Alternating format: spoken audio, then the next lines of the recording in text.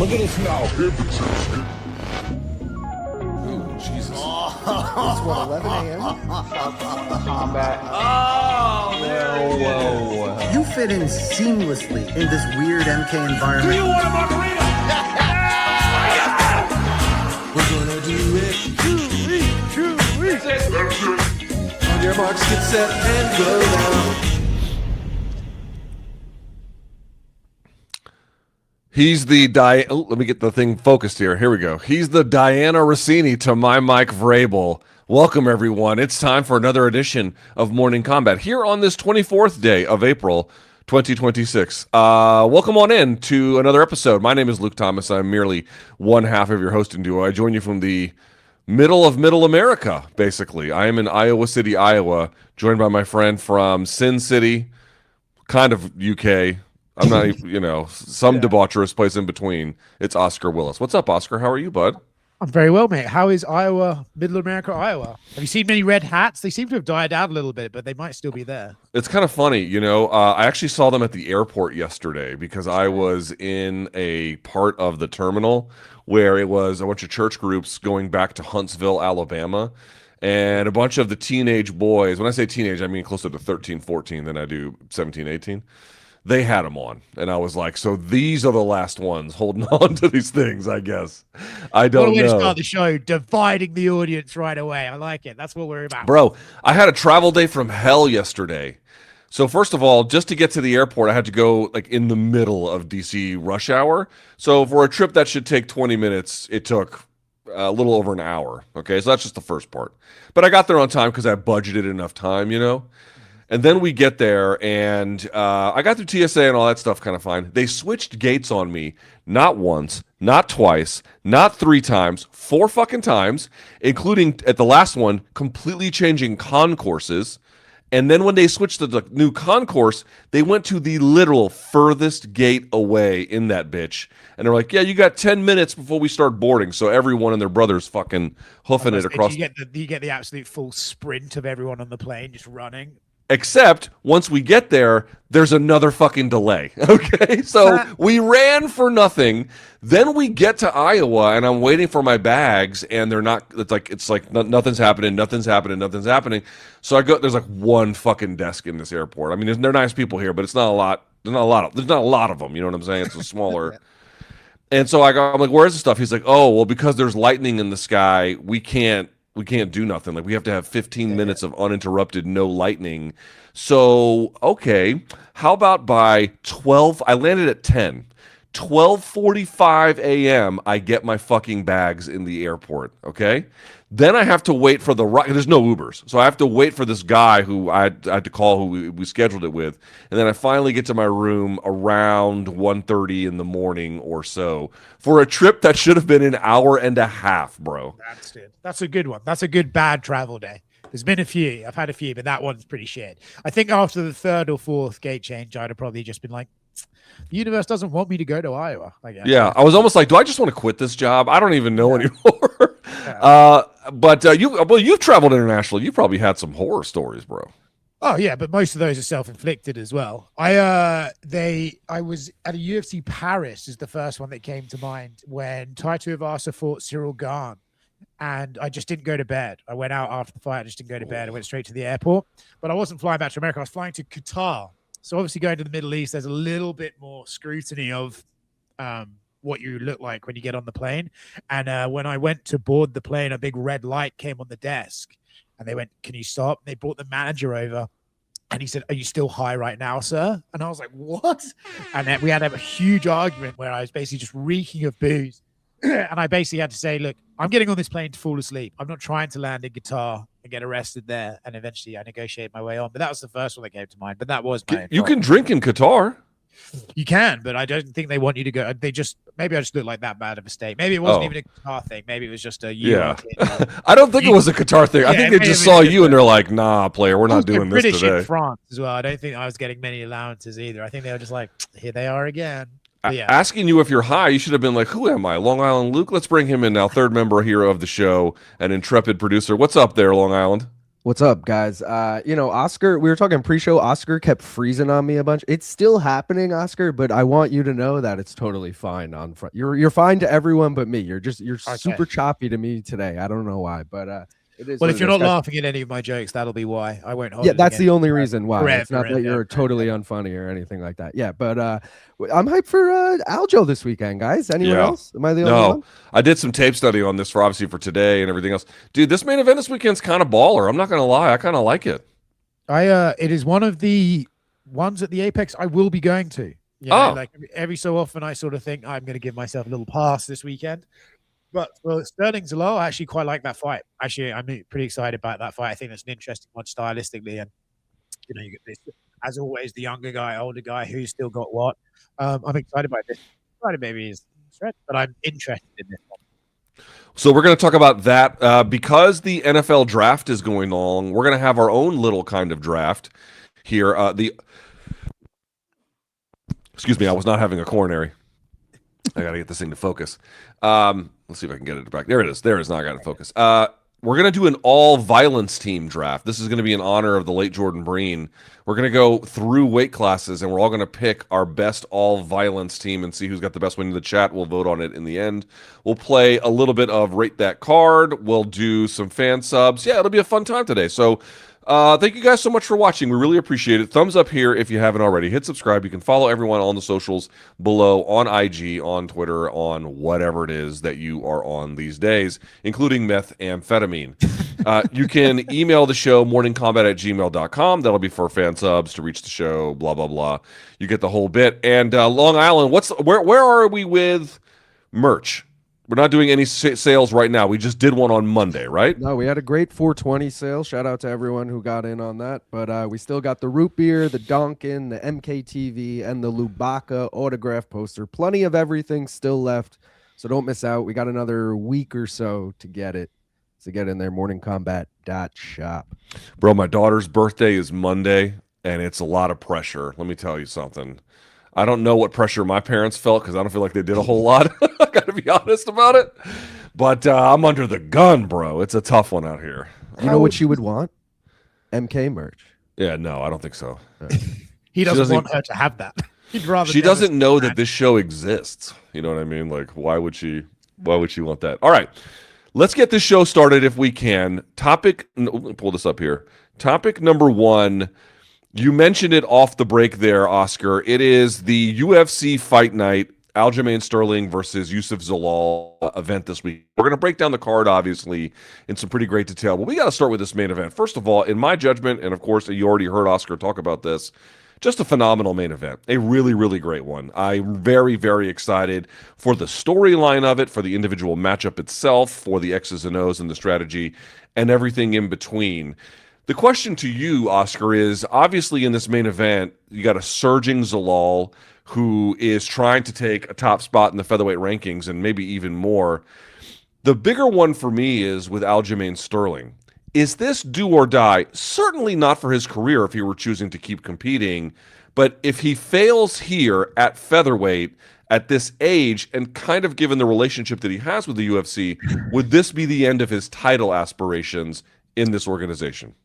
I think probably because for reasons you just alluded to, it feels like he's already going uphill in order to get those title aspirations, right?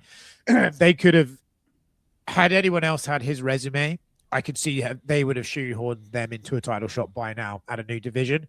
And Aljamain, that has not happened for reasons, you know, we can all sort of guess. But yeah, I would imagine any loss would pretty much end those title aspirations like right off the bat. I think he basically needs to keep winning until he's undeniable at the second division. So yeah, losing to a guy like Zalal, although while I think Zalal's a worthy opponent and could well get the win, he is the favorite here. I think it would do Aljamain's pretty much, would probably maybe even knock the head on Aljamain's career as a top 5 prospect in the eyes of the UFC. Would you like, it's kind of a weird question. Would you like to see him get another title shot? Like, what is it that you would hope for? I mean, in the end, you just want the most deserving guy, right? But like, I'm just sort of wondering, for Aljo's story, what would it mean to actually get another title shot at 45? However improbable we might say that it is. I mean, it's a bit of a weird one, right? Because he was very dominant at bantamweight, but now I feel like and this happens a lot of times with people the fans haven't necessarily clicked with, or maybe that the promotion haven't clicked with. So people look back at their run and then sort of try and retroactively diminish it. And I feel like Aljamain, like beating TJ, obviously TJ was so crippled in that fight, like he doesn't get any credit for that. So I feel like Aljamain's dominance of bantamweight is sort of being forgotten about. And so for that, as someone who likes Aljamain, I'd like to see him get another shot in a second division, sort of that rarefied air, sort of cement himself as a GOAT of 135 at the very least. I do think he's going to struggle to win the belt at 45, but in my mind, every so often it's nice to see these sort of, I wouldn't go as far as to say super fight, right? But certainly established guy versus other established guy. A Sterling Volkanovski fight to me is quite fun. I enjoy that fight. And certainly even in the grappling, I find that quite compelling. So I was always quite interested in that fight. It obviously hasn't materialized yet. But for Aljamain, I would like to see him get that opportunity. And then I think it would be okay for him to walk away, right? If he got back to the top rather than this sort of middling ground that he's in right now, I think at least he would be remembered by fans more accurately than I think he may be at the moment. You know, for me, it's like I kind of agree with this. Like, obviously, if he won, first of all, I don't think it's likely that he'll get a title shot, just because I don't think the UFC is in the Aljamain business. Yeah, like, well, I mean, they're in the Aljamain business, but they're in the limited Aljamain business, right? But let's just sort of like game this out. Like, if he were to get a title shot again at 45, and even if he lost it, that alone, I think, would like boost his resume in a kind of unusually good way. That, you know, I think he's probably hoping for too. Like this, like it's not even, of course, it's about winning a second title. That would be huge, but it's not even really necessarily like some kind of make or break in that sense. It's just there is a level of validation that, to your point, would kind of erase some of the asterisks that are still left at 35. And as you mentioned, that TJ fight, not his fault at all, right? It's kind of like that Chael Sonnen and Paulo Filho fight, where remember Chael Sonnen, you maybe not remember this. He got bitter at me about 10 years ago. Do you remember this? Not even, like 6 or 7 years ago. I don't know he's bitter at you, but that's very funny. Yeah, well, very briefly, because he called me about a week later and was like, "Are we cool?" And I was like, "I don't know. Are we fucking cool?" You know. But anyway, he got mad at me one time because he beat Paulo Filho to become a WEC champ, and I had said that you can't really give it credit because Paulo Filho, if you actually watch the fight, is literally talking to himself and then imaginary people in the cage, and you can even hear Frank Mir, the commentator, being like, "Who is he talking to?" over and over again. And you come to find out that Paulo Filho had like mental problems at that time, so it's like I couldn't count it the same. You know what I mean? And so I just feel like there are, but that's not Chael's fault, right? Whose fault is that? It's not Chael's. He can't control that. It feels a little bit the same. Now, to his end, Aljamain says, we have a clip of it, that he wants to break Youssef Zalal. Let's sort of see what he has to say here. Youssef is good, but man, I've been doing this for a very long time. I didn't have to get cut and make my way back. You know, he did. He had to dig deep to do that, and I think it's two different type of mental attitudes, right? You know, he could have went to the regional circuit, maybe lost and packed it up, but he decided to come back, made his run through. And then for me, I've been knocked down, been knocked out, built myself back up, and here I am today. You know, I've become a world champion at the bantamweight division, tied with the most wins with one of my best friends in Morab, and I got the most wins in bantamweight history. So I didn't get here by accident. This is no cakewalk for Youssef Zalal, and if he thinks it's going to be easy, he's got a rude awakening coming this Saturday. I'm giving it everything I got. He's a young gun. I got to break him. I got to break him in there. Simple as that. The goal is to go out there, dominate, and break the dude. How about that? I didn't have to get cut to come back. That's a fairly decent point, I must say. I mean, against all odds, if I'm being honest, considering the UFC's attitude, you never did get cut. No, but actually, I think, just looking back at Alj's record, to your point, like some of the, Aljamain's a very strange relationship with the fans, and we'll move on to the next point. So, but even the Brian Ortega fight, right? It's not his fault. Brian Ortega basically died on the day of the weigh-ins, and they reanimated his corpse to get back in there. You know what I mean? But yes, as far as Aljamain's attitude towards this fight, that's actually a bit of an edge I'd like to see from Aljo at this point. Aljamain's been very self-aware of what he perceives to be the UFC's attitude towards him, right? The Sean O'Malley fight, you know, it was no big secret who they kind of were rooting for in that fight. And he said, even the Movzar fight, he said, "Oh, I feel like I don't know who they hate, me or him. Who do they hate more?" So I'm sure he feels like, okay, they're putting me against a young gun to try and get rid of me and try and boost this guy. I'm going to remind people why I'm still at the top of this division, why I have been for a very long time. That's kind of the attitude I want to see from him going into a fight like this. That's exactly what I want to see too. If you are the guy, like just take Aljamain's own words, not against him, but take them as the guide here, right? Where he says, I didn't have to get cut. I did lose, but I built myself up back here, became a world champion. He listed off all the ways in which his championship run was, and his bantamweight run generally was quite special. He's trying to make an argument about superior quality from a long-standing set of practices. If that is the case, then we need to see it. Of course we have over the course of his career, but I'm saying on Saturday night, we need to see that kind of a thing. Now, to that end, Youssef Zalal, man, I got to be honest. Like I like the kid. I interviewed him some years ago, and he's hard not to like, if for no other reason than he's just got a great attitude. You know what I mean? He's like one of these. He's like enthusiastic about life, super enthusiastic. One of these immigrant kids who's like just excited to the opportunity for all that life has to offer. He's a very, very easy guy to root for. But then you look at this graphic here. He went 3-3-1 in that initial run, which is not bad, but it's decidedly average, right? And then he goes on this sojourn. And by the way, one of the things that doesn't get told about this sojourn, and then he ultimately comes back to the UFC, and he's now on a run of 5-0 here, Oscar. But the part that no one talks about is in that in-between space, he didn't just take other MMA fights. He took a pro boxing fight. He took a pro kickboxing fight. Like, he was out there just trying to do everything. And he has come back. I mean, the tape on him, I went back and I watched some of the tape from his early fights, and then I went back and I started this week, again, in prep for today's show, I started at the Billy Quarantillo fight, which was the first one back all the way up until now. Dude, he looks completely transformed. So, Oscar, you've been there. You've seen these fights. You've talked to him. How would you explain the difference, and what really is it? Is it just a mental thing? Was it a little bit of talent maturation? How do you explain why it went from just decidedly average to really good?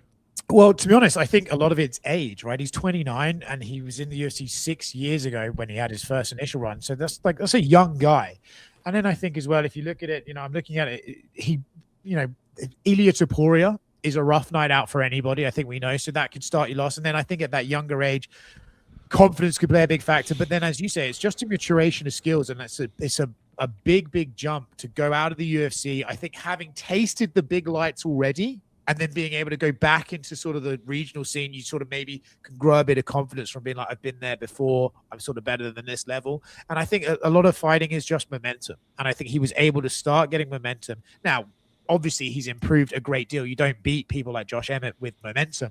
But I definitely think age played a factor, maturation played a factor. And then I think just slowly but surely becoming more confident in his own skills has been able to see him translate that into actual action in the cage. One of the things, if you listen to the commentary around Zalal, again, on this 5-0 run, the second run that he's been on, Daniel Cormier, you can hear, is impressed to an unusual degree by him. And one of the things he keeps noting is just how confident his game has become. He tries out his wrestling, not recklessly, but he doesn't, he's not scared to use it or any of the weapons that he employs at this point. There's just a degree of confidence that it's just all going to work now. Whereas before you could see it was much more labor to set it up, or the setups, they weren't necessarily as good. So let's ask here. Obviously, I think you're going to say that Zalal is, the UFC, let's put it this way. The UFC would like to see a 29-year-old win versus a 36-year-old win, obviously.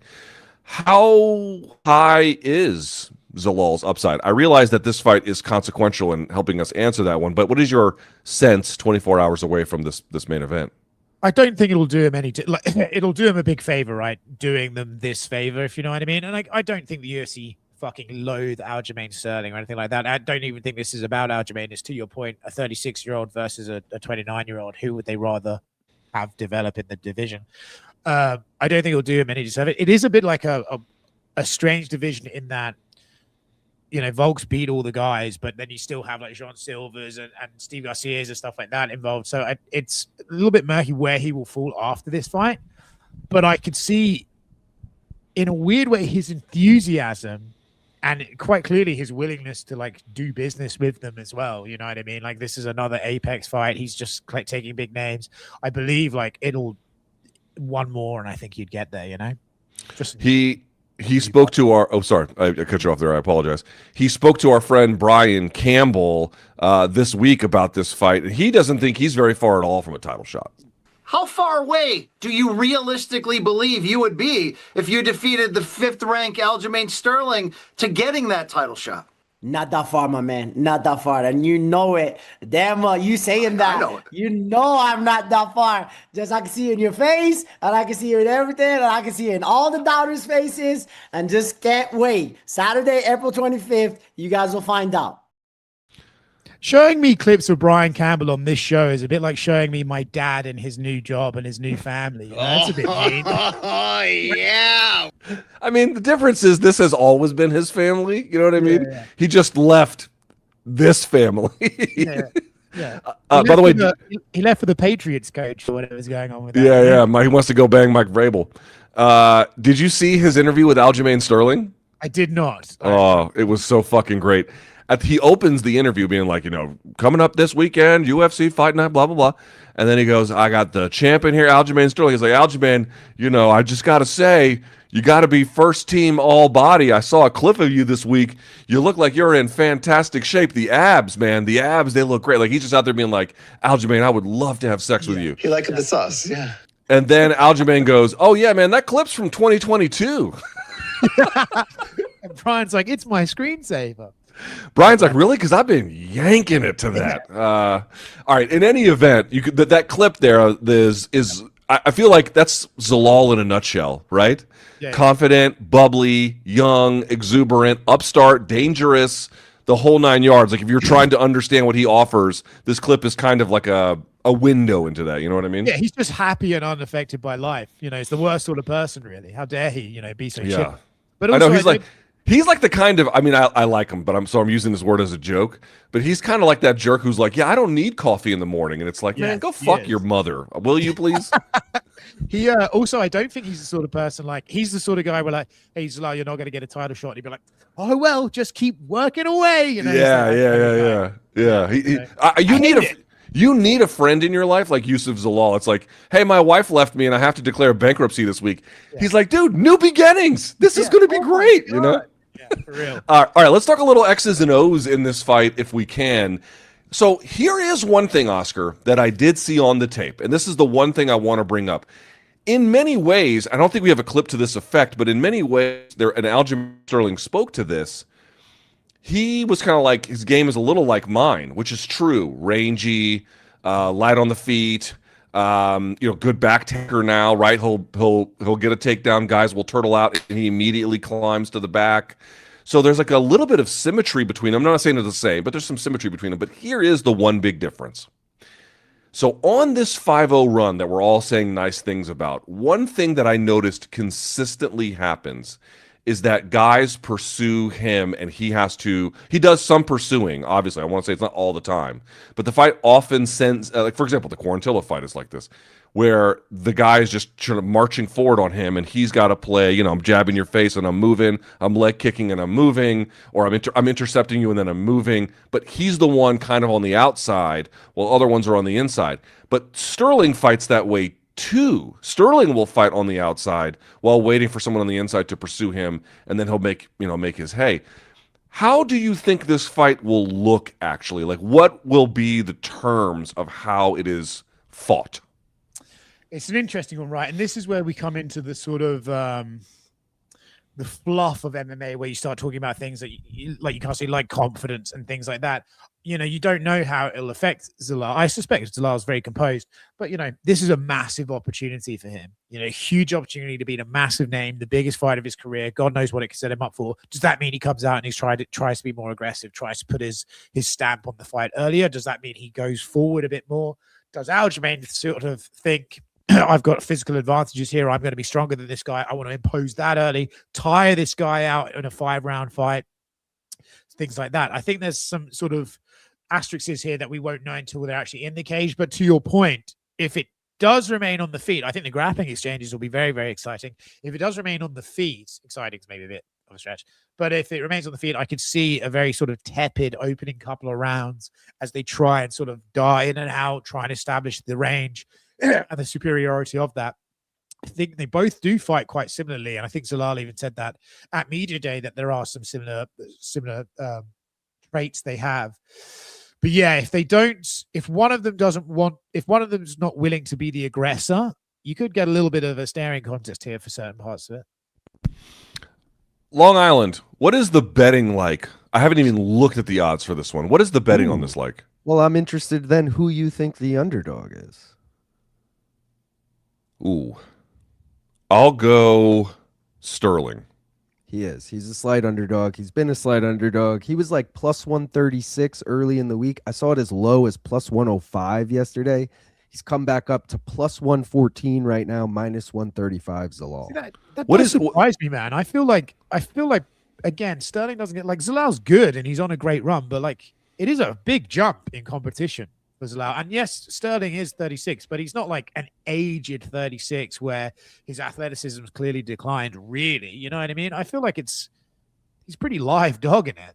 You know? I mean, you go back and you watch that Movsar fight, dude. Movsar eventually showed super good. That's what I'm talking about. Like, dude, he gave Movsar a run for his fucking money. Yeah. There are people, I think people are, I mean, I don't know. Like, the thing is, I don't want to diminish what Youssef Zalal has done for himself and how good he's become and just how much fun he is to watch. Again, he's just fun. It's just a fun dude to have on this roster, and then to be so good is just another bonus. But Sterling is fucking quality, man. Like, is he the best guy in the world? I don't know. Probably not, but he's very, very slick, battle tested against very good grapplers. I'm a little surprised by some of this, to be honest with you. I mean, maybe I shouldn't be. I don't know. If you were going to tell me, like, hey, one of the, like, I didn't see the result, but after the fight, you said, oh, one of these guys dominated the other, I would assume Sterling dominated Zalal. I couldn't really picture a world the other way around. Right. Do you know what I mean? So I could see a world where Sterling kind of big brothers him. You know, he's a very strong guy for that division as well. He's like still bulking as well at featherweight. Yeah, I'm surprised that the attitude, but again, pretty much the story of Aljo's career, really. Yeah, the last thing I say on this is, like, for example, Zalal submitted Josh Emmett very, very quickly right into the first round, and it was off of that takedown where he goes or attempted takedown, then he goes to the back, and then from the back he kind of falls off and then goes to the armbar, and it's like, dude, this is just not a scenario that's going to happen with Sterling. You know what I mean? Like, it's a super nice win. You have to be very good to pull this off. But what relevance is that to Sterling? You know what I mean? Like nothing, or not nothing, but very, very little. For me, like one of the problems with Zalal's run, the 5-0 run, is not just the stylistic difference where you got guys pursuing him versus Aljo who can play the distance game, but more to the point, like it's just been a lot of Zalal dealing. It's not been him problem solving against somebody who could push him. And this is the first time you've got someone being like, okay, so what's going to happen when when Zalal gets his back taken, right? But Sterling has faced guys who can do that to him, and as you can see, they can't get typically a whole lot going in that department. We have answers in that particular regard. That's all I would say. Yeah, I think Sterling also, again, it's one of those sort of wishy-washy things. Sterling has experience. Sterling knows what it's like when it's going against him, how he can ride that out. Like you said, the Movsar fight had lots of backs and forths, and he stayed composed and stayed in it. Can Zalal do that? Like we don't. Like you said, it's a lot of dealing. We need to see how he can take it as well. Phrasing. Yeah. All right. With that in mind, let's go to topic number 2 and talk. Oh, I don't know if you want to hazard a prediction. Do you want to hazard a prediction? I'm actually leaning Aljo, to be honest. I do. Maybe it's because I just don't like the youthful enthusiasm of Zalal, but I think Aljamian still has stuff. I mean, the Ortega fight, I kind of don't count it because it was such a weird morning of, and like Ortega went to hospital and then came back and weighed in, and I just sort of felt like you could almost see that play out in the fight. Like Aljamian probably should have just dismantled him, but kind of didn't, and it was just a very tepid affair. So I still think Aljamian has a lot more to offer, so I'm going with him. A Long Island? But aside from the Long Island connection, would you still pick Aljo? I mean, I don't know. That's hard to tell, but I did pick Aljo regardless. I'm going to take Aljo by decision, but I'm really hoping he could pull out a finish here because, like Oscar said earlier, the Volk Aljo matchup, those are like two of my favorite fighters.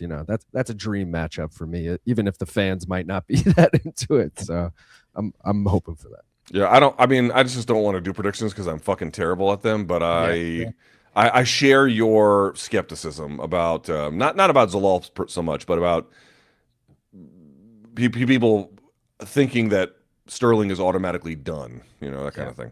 All right, let's go to topic number 2. Let's talk about the rest of that fight night card. Now, there are some gems. In fact, Long Island, how would you rate the quality of this? It's an Apex card. We're not on the road. It's a fight night. We do have a quality main event. We already just established that. What about the rest of this card? How would you describe the quality? I was talking to Jed about it yesterday, and I feel like compared to Winnipeg last week, it's a very comparable card. And like that was a road fight night. This is an Apex card. So if we're gonna like put those on those levels, this is a very good Apex card. Yeah. But in general, it's not that good of a card. But the fact that it was better than a road UFC card last week is kind of wild.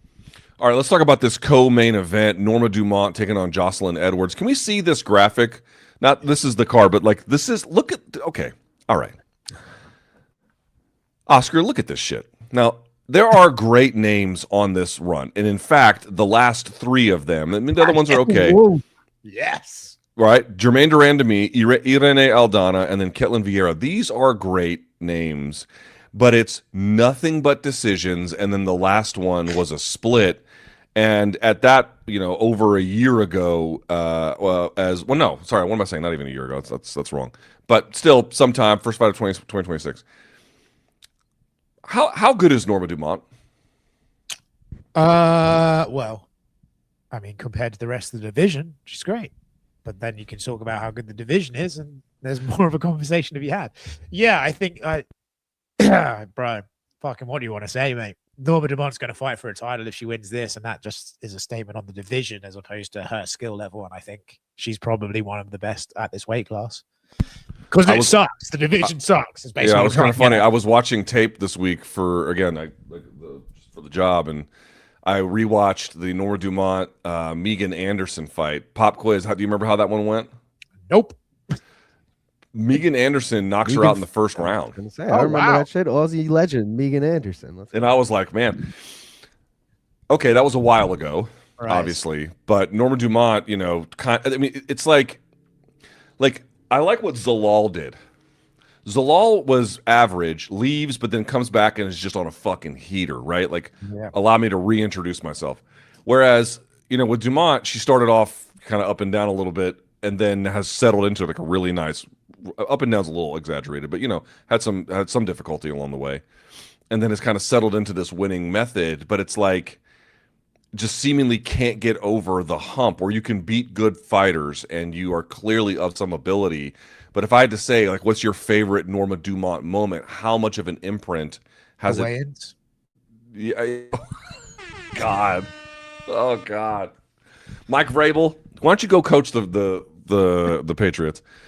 You know what I mean? It's like it's just hard to if the job is to be an analyst, then you just have to say how good someone is and what the chances are and blah blah blah. But like as a fan, they're not making much of an imprint. You know what I mean?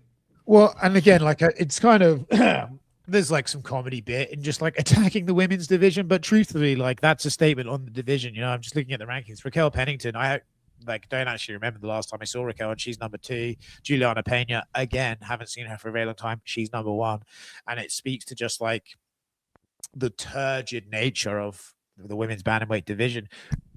This is a bit of a tangent, but if you'll indulge me, Ronda Rousey's in the news right now, right? If Ronda Rousey came back at the same sort of skill level that she was when she fought Amanda Nunes, how do you think she would do in this division today?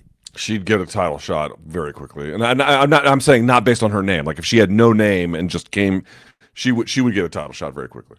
And that speaks to how little the division and the game of women's MMA has evolved since she left 10 years ago. And so, yeah, I just feel like it's very hard to get, you said about making your imprint on this sport. It's so hard to get excited about any of these matchups because like, it just doesn't feel consequential. Like Norma Dumont's going to win. She might fight for a title if Kayla and Amanda get that sorted, or maybe both of them retire. And then you get Pena and Pennington again. You know what I mean? It's just none of this actually matters because none of them are doing anything with the opportunity that they've been given, I guess, by Ronda Rousey. I would slightly challenge that. I do think Joselyne Edwards has made her early fights. I was like, I don't know why she's on this roster. You know what I mean? And then in the last few of them, I've been very impressed by her. More poise, certainly more dangerous, I think is a fair way to put that. Important, obviously, for the Latin American market on top of it. Would you say that you share at least some of those same feelings about her development? Sure, being candid, I remember when she started and I thought she was shit, and now I don't think she's shit anymore. Do you know what I mean? So yes, I think she's developed quite a way. But actually, back on my point about how this division, I just checked. Norma's ranked number 3, and Joselyne's ranked number 11. If this was a men's division and a title contender was at 3 fighting 11, that would be like a massive story. And I don't actually remember hearing it at all about this fight. Do you know what I mean? That was like Izzy versus Piper. Yeah, do you know what I mean? And that was a huge deal. No one's giving Norma the same credit of like, man, you're fighting number 11, giving the younger girls a shot. But well, that tells you what the matchmakers think about Edwards, right? Clearly, they're excited enough about her where they're like, fuck it, let's just bump her up the queue and see what happens, right? Yes, I think so. And I think, like I said as well, I think Joselyne sort of stands out, like you said about that market. But I think as well, massive for the women's game. Her last 4 fights, all finishes, right? That's what moves you up, you know?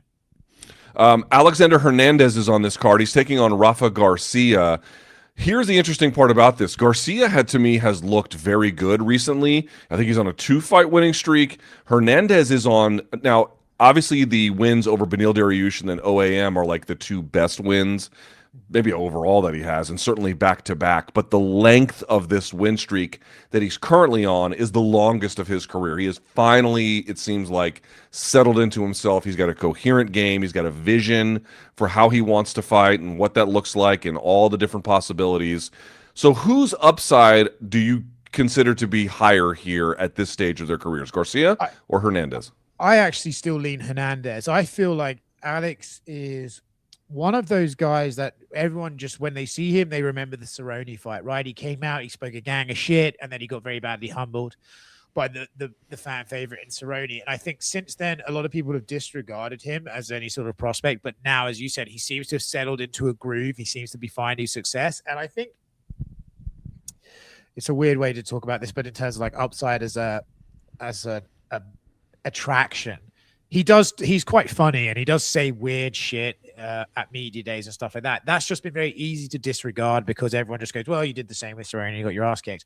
Now I think because he's winning and he's climbing the rankings, people are more inclined to listen to that and find it funny again rather than cringe. So I just think like Alex Hernandez has more to offer. Obviously, he spoke at media day about the last fight getting pulled, you know, because there was a gambling irregularity. We have the clip. Yeah, which was actually... That was a headache and a half, dude. That was a stressful 5 weeks. And it's good to just be on the right side of it now, and you know, pray no fuckery takes place this week. Obviously, a little bit of tension in the air over that in the back of my mind, but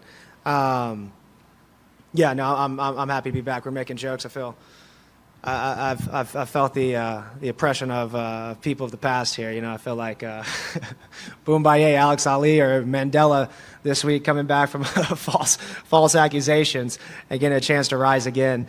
And so I'm just stoked. I'm stoked to be back in, do what I'm most decent at. I'm not talking to any authorities. I'm sure there's. I don't think the FBI comes out and issues any apologies, so it's hard for me to really speculate on where anything's at. But again, I'm in the grace of the UFC, and we're fighting. And so yeah, I have no fears or qualms with any bureau. Well, I say this is uncharted territory because it's the first time someone's been falsely accused of fixing a fight or doing anything like that. And so it's new waters for everyone to figure out how to tread. And I think there needs to be some kind of a protection over the combatant themselves. You know, who's looking out for me in that case, or whoever it happens to next. Because, yeah, you've got, you know, uninformed prop bet profiles, unregulated bookies, and an uneducated bureau pressing on you, and no one's protecting the individual and looking out for him. And everyone's covering their own ass, then you're hoping to not get fucked in yours. So, yeah, it's a bit of a, again, just uncertain territory for sure, and needs to be someone looking out for the fighter. Long Island, can you refresh our memory about what happened to him such that he was embroiled in this situation? So he was supposed to fight Michael Johnson. I think it was on an Apex card as well. It might have been a road fight night. And there was some betting controversy. I believe Hernandez was like a huge favorite, and it started coming down. When I say huge favorite, I'm talking like high ones, like minus 185. Started coming down. Next thing you know, it's flip-flopped, and Michael Johnson is becoming a big favorite, and it was super weird. They pulled it, I believe. It might have even been the day before or the day of. They pulled it. It was only like a month or two removed from the Isaac Dolgarian, Yadier Del Valle thing. So it was like fresh in everyone's mind. So I think they were just trying to get ahead of it. But it is kind of interesting that both fighters are back fighting now and have been, again, for lack of a better term, acquitted. But Hernandez has seen a lot, man. You know, for a guy who has, you know, still kind of quietly making his way, it seems. This guy has, he is a guy who has learned from error, from mistake, as well as bad luck, and has come out the other side. The odds on this one from our friends at DraftKings, they have Hernandez as a slight favorite, Oscar, minus 130 to Rafa Garcia's plus 110. That sound about right to you? I think that's about right. I'd lean Hernandez, but again, I don't think like decisively. But I think if he continues the momentum and the trajectory he's on, this is the sort of fight that he should get a win over and move on to bigger and better names. He had that classic boomerang thing where he comes out with a game that's like heavily offensive, and that's how he gets the Dariush win. And he kind of wrestled OAM, but you know, very, very aggressive to do it. And then the defensive lapses really fucked him up. So he became overly defensive and didn't have enough offense. And now he's kind of come back to the middle where he's got enough of both, you know, to sort of make it work. I will say this. Rafa Garcia is a good counterpuncher. He's aggressive. He can mix in takedowns. Like, it would not, this is not to me by any stretch of the imagination some kind of lock for Hernandez, even if some might slightly lean in that direction. That's just my personal opinion. No, I would agree. I don't think it's a lock at all. I think it's a well, hey, it's a well-made fight. Great matchmatching, guys. Montel Jackson shit the bed in his last fight, but yet is somehow still the favorite over the 189-year-old Raoni Barcelos, who is nevertheless on one of the best winning streaks of his, if not the best winning streak of his career.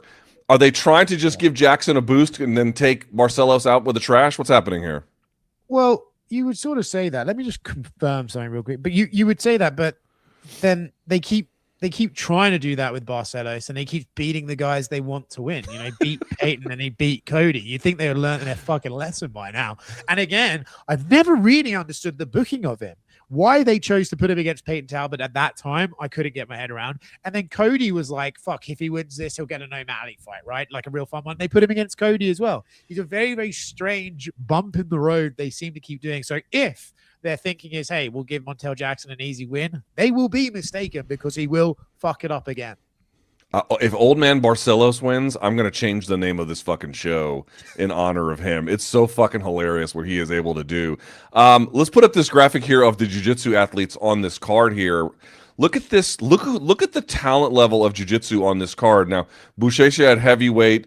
Rodolfo Vieira, where is he competing these days? Middleweight, I think. I'm not even really sure. That's a pre-starter picture there, I think. Yeah, this is so these. I mean, Talita Alencar was a little bit later. You can see late 2000s. Buchecha and Rodolfo Vieira were typically bigger in the early to middle parts of the 2010s.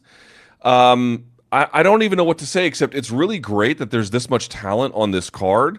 But the only one I feel very comfortable with saying is going to win is Alencar.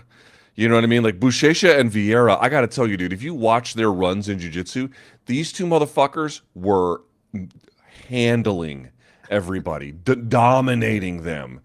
And I thought, man, if there was just two guys you could send to MMA and they would, you know, have a really good shot at doing well, it's going to be them two.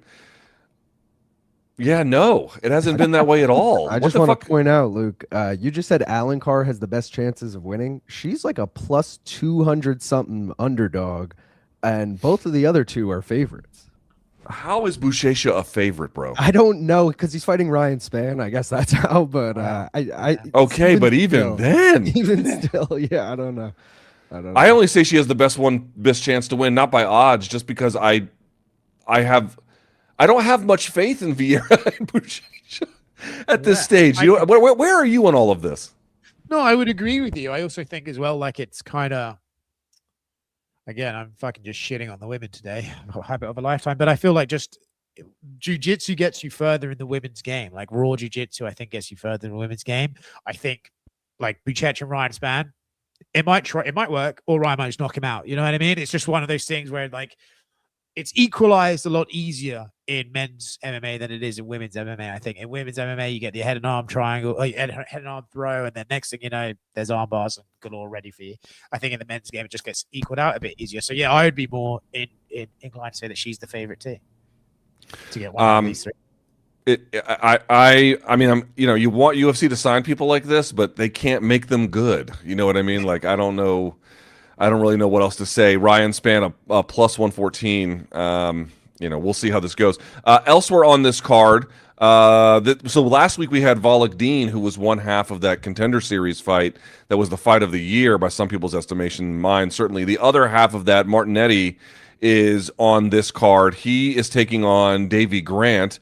Martinetti is a slight underdog. That's a pretty fun fight. That one, I don't know who's going to win that one, but that's got action written all over it, right? Yeah, I mean, obviously, fellow countryman, but I enjoy Davy Grant's fights. You know, it's usually like, okay, do we say it's like incredibly high level? No, but does he come to fight? And it's usually gets into like a gritty back and forth. It does. And then, like you said, that fight of the year, if he comes out and fights like that, we got a banger on our hands, you know?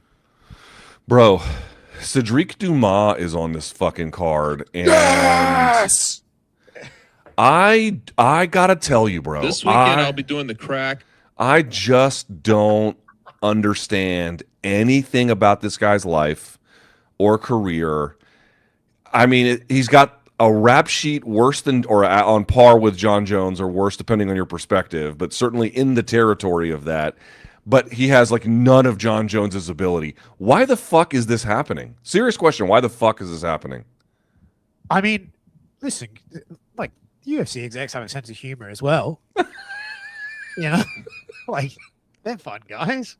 You know, maybe it's just fucking hilarious. Like, hey, how many mug shots does he have? 11. Let's cut him at 15. Cut him at 15. You know, maybe it's like that. I just can't. Like, it's He's hard. He's a nice guy. I spoke to him. He's actually like, well, I mean, I'm not a car. Yeah, I mean, absent his crimes, he's he's charming.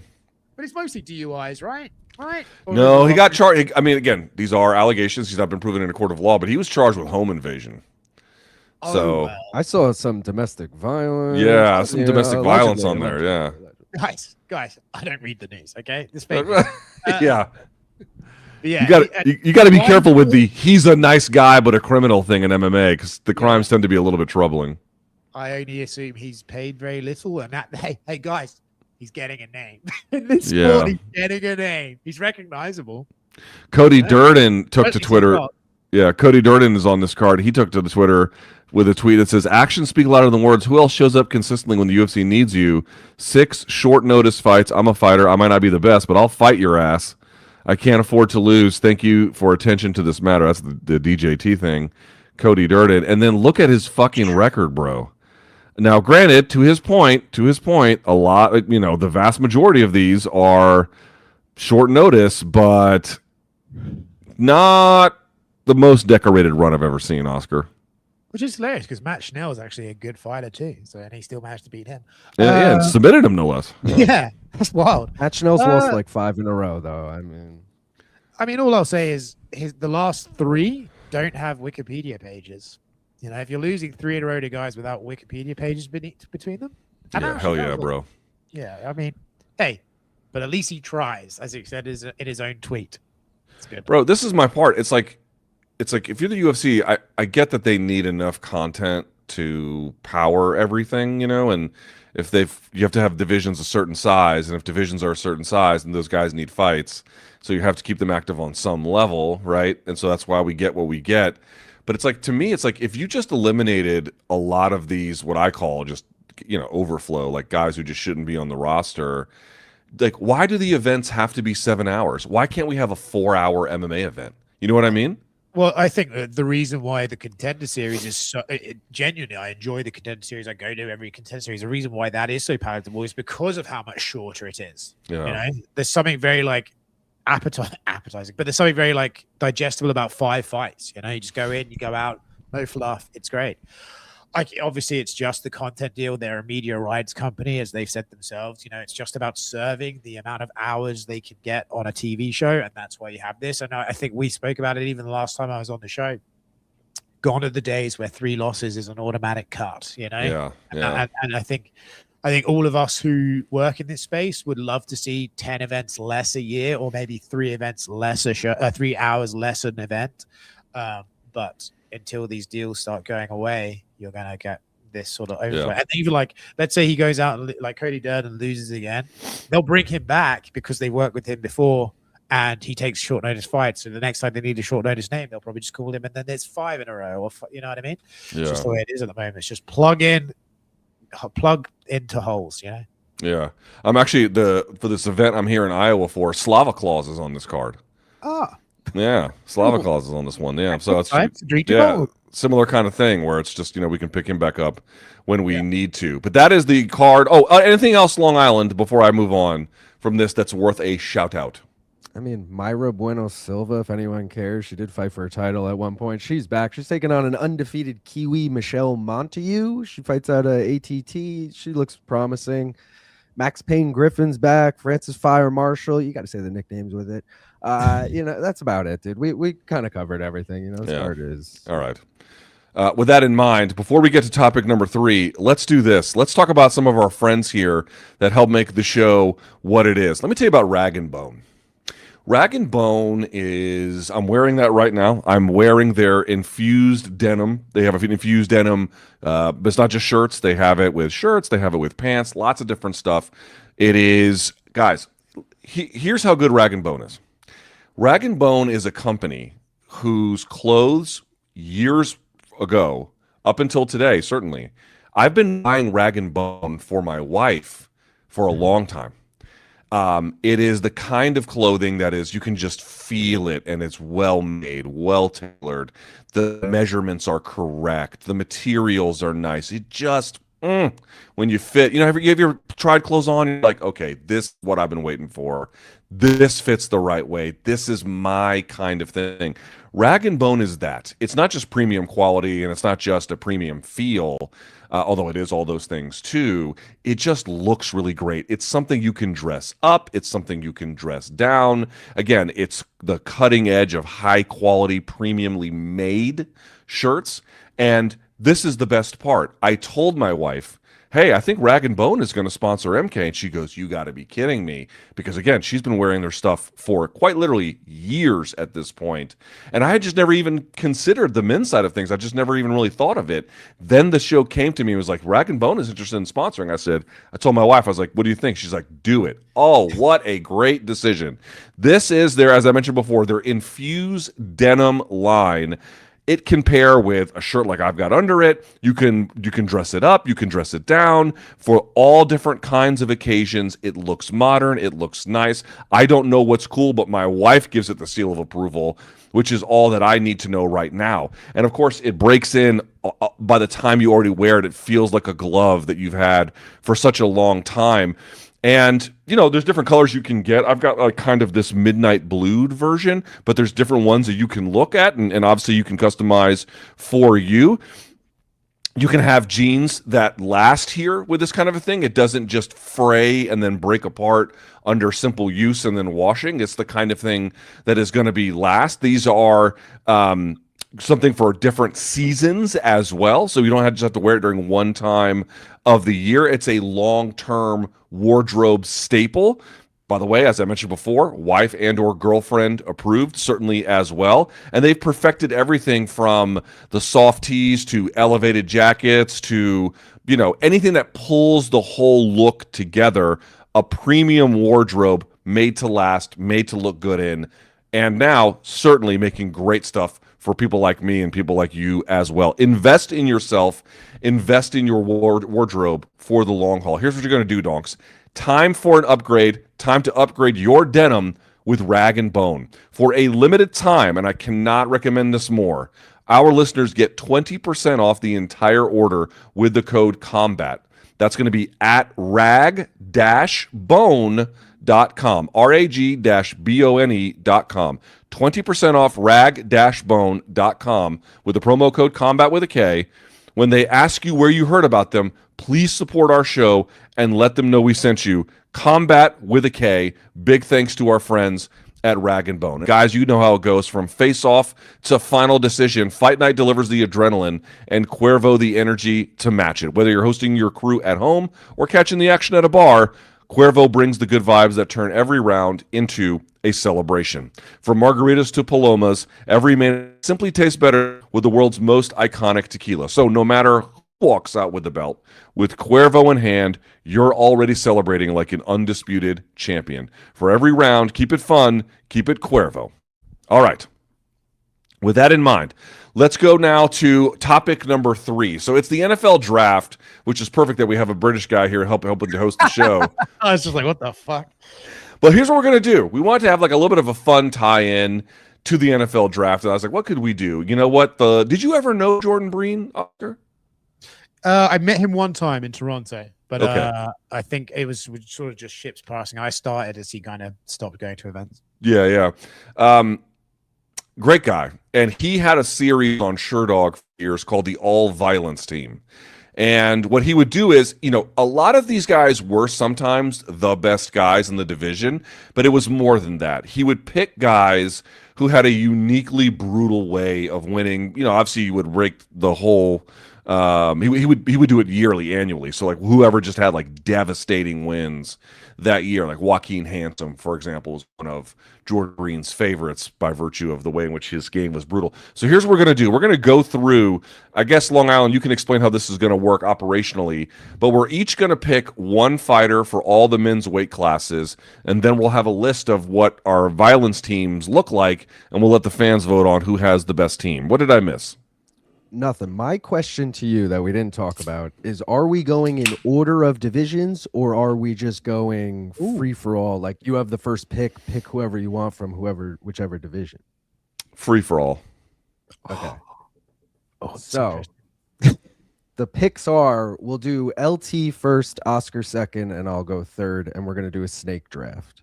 Okay. So we're each going to pick 8. So LT, you're up first. All right. For my light heavyweight pick, I'm going to do it right away. I'm going to pick Poatan. I'm going to pick Poatan because there are actually some other good choices at light heavyweight, but there's not many of them. Poatan, just absolutely reliable for action, for knocking people fucking silly. He's my light heavyweight pick. That's fair. I had him on my board as well. Oscar, you're up. Okay, then I will go for welterweight. I consider D-Rod because I imagine he's learned some new things recently. Hold on, we got to talk about this. We should just do the chime one time because otherwise it's going to get annoying. Yeah, it's going to get annoying. Like do it one time per like turn or whatever. Per round. Yeah. So I consider D-Rod because I assume he's good at shanking now. But it said welterweight. I'm going Carlos Prates. Oh, you son of a bitch! That was going to be my number 1 pick. You fuck. Yeah. All right. Once you started bringing out fucking Poatan, I was like, oh, okay. Well, we're just fucking going for the big names. All right. Yeah, if you guys are going that hard to begin with, I feel like this is kind of a dark horse pick, but he's too hard not to. Maybe I go the more mainstream pick. Yeah, I'm gonna go lightweight, and I'm gonna go Justin Gaethje. Ooh. Fuck. Okay. Yeah. That's a good one. Okay. All right. So because you went lightweight, my pick is in. No, I gotta go again because we're gonna do snake draft. Okay. Yeah. So I'm gonna now go welterweight and go Shavkat Rakhmonov. Oh, you fucking dirtbag. Fuck you. There's still a good one at welterweight. There's still a good one. I know the problem with going first, I almost feel like it's easier to go once you see the other two, and then you could be like, all right, I'll take this guy. So it's my go again. We're going back that way. Violence finishes light heavyweight Jiri. That's a good one. I had him on mine. That is a good one. I'm making a graphic in real time, by the way, people. So for anyone who wants to see our teams at the end, we will have it up. Just, wait for all the picks to come in. All right. For lightweight, I'm going to go, believe it or not, I'm going to go a little bit outside the box here. I'm going to go Joel Alvarez. Oh, I like that. From Spain. Isn't he technically a welterweight now? All right. Poatan's a heavyweight if we really want to get specific, but no one brought that up. Yeah, but I put I put Poatan at heavyweight for you, Luke. Were you counting him as light? I think I was counting him as light. Well, you're right. Okay, I'll tell you what. You're right. I had him at light heavyweight because that's reputationally where he is, but that's not where he is. Yeah, so he has to be at heavy. In that case, you don't have to take Joel Alvarez if you don't want, but he is a welter. I'll skip it. And then for light heavyweight, give me Khalil Roundtree. Okay. Yeah, good one. It's not bad. And you are up again, Luke. All right. So then in that case, at ooh, Jesus, that's a tough one. I'm gonna go. Oh, you fucked me up. You fucked me up real good with this one. I will go.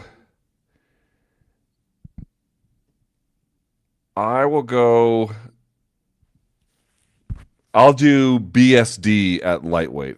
Really? Well, no, you know what? Let me take that back. I'll take Ilia. No. I'll take Ilia. What am I doing? What am I thinking? I thought he was off the board for some reason. That's why I said really. I'm like, yeah. Okay. Yeah, I'll take Ilia. So I got Ilia and Poatan. Eat my shit. Yeah, that's fucking. Oscar, you're up. Right. For featherweight, if again the brief I was given used their record and their finishes, Charlie Kirk's best friend, Steve Garcia. Lock that in. Wait, he's Charlie Kirk's best friend? I guess you could say ex, but I believe they were friends. Yeah. Wait, they were. Wait. They were literally friends, or he was just a big admirer. Luke, help me out here. I'm pretty sure they were actually. They were like, at least. Yeah. I remember like when it happened, Steve Garcia posted like videos and throwback photos and shit like that. Like, I had no idea. Like, I think the assumption is that's how he got in the White House. Oh, see, I didn't even shit. Okay, all right. I'm gonna go. No word on if Erica will be walking him out to the cage, but we can all hope. I'm going middleweight, and I'm going Hamzat Chimaev. Even though he had that DDP fight? I can't believe none of you picked Morales at welterweight. Oh, the shitty DDP fight. Pick who? Marab? Michael Morales? Oh, well. At welterweight? He's still on the board. Finishes lot, right? Mm-hmm. I'm going to now go... Shit, man. Some of these divisions are too deep that I don't know if I want to, like, pick my guy yet, you know? Let's go. Fuck, you already got Jiri. I'm gonna go Johnny Walker at light heavyweight. Yeah, just gonna pull himself into mount, motherfucker. All right, who's up? Oscar. Fuck, if we're going for big names, I'm just gonna go heavyweight. Big finish, Tom Aspinall. There you go. Thank you very much. Okay. Yeah, that was a good one. All right. My go? Yep. Back to back. Well, hold on. So no one took Morales at welterweight? No. All right, I got Morales. And then for featherweight, oh no, wait, I'm going to wait on that one. So I have to pick a middleweight one, right? Middleweight, featherweight, bantamweight, flyweight for you. See, this is where it gets a little tough. For flyweight, I'm going to go Pantoja. Flyweight, you're going Pantoja, okay. Oscar? Just because it's one of the weaker divisions, I want to get my guy. I'll flyweight Manel Cap. Manel Cap. All right. I'm going to go featherweight, and I'm going to go John Silva. And then that's a good one. Go. Fuck. This is a little shitty because you're getting two, I'm getting two, and Oscar gets one every time. Once again, the immigrant gets fucked. He was also second pick. I mean, whatever. The other one I'll do. You guys already both picked flyweights. I'm gonna do Brandon Royval. Yeah, it's a good one. All right, Oscar, you're up. All right, I think I'll get my. Okay, so for middleweight violence, bit outside the box, Gregory Rodriguez. Ooh, I like that call. Yeah, I had him on my list. I like that call. That's a good call. Am I up? Yes. Back to back. Okay. For featherweight, I'm gonna help you guys out here. I'm gonna pick the Ryzen champion, Razabali Shajalayev. How am I spelling this, Luke? I'll spell his last name for you. It's Shay, Shay, Dullaev.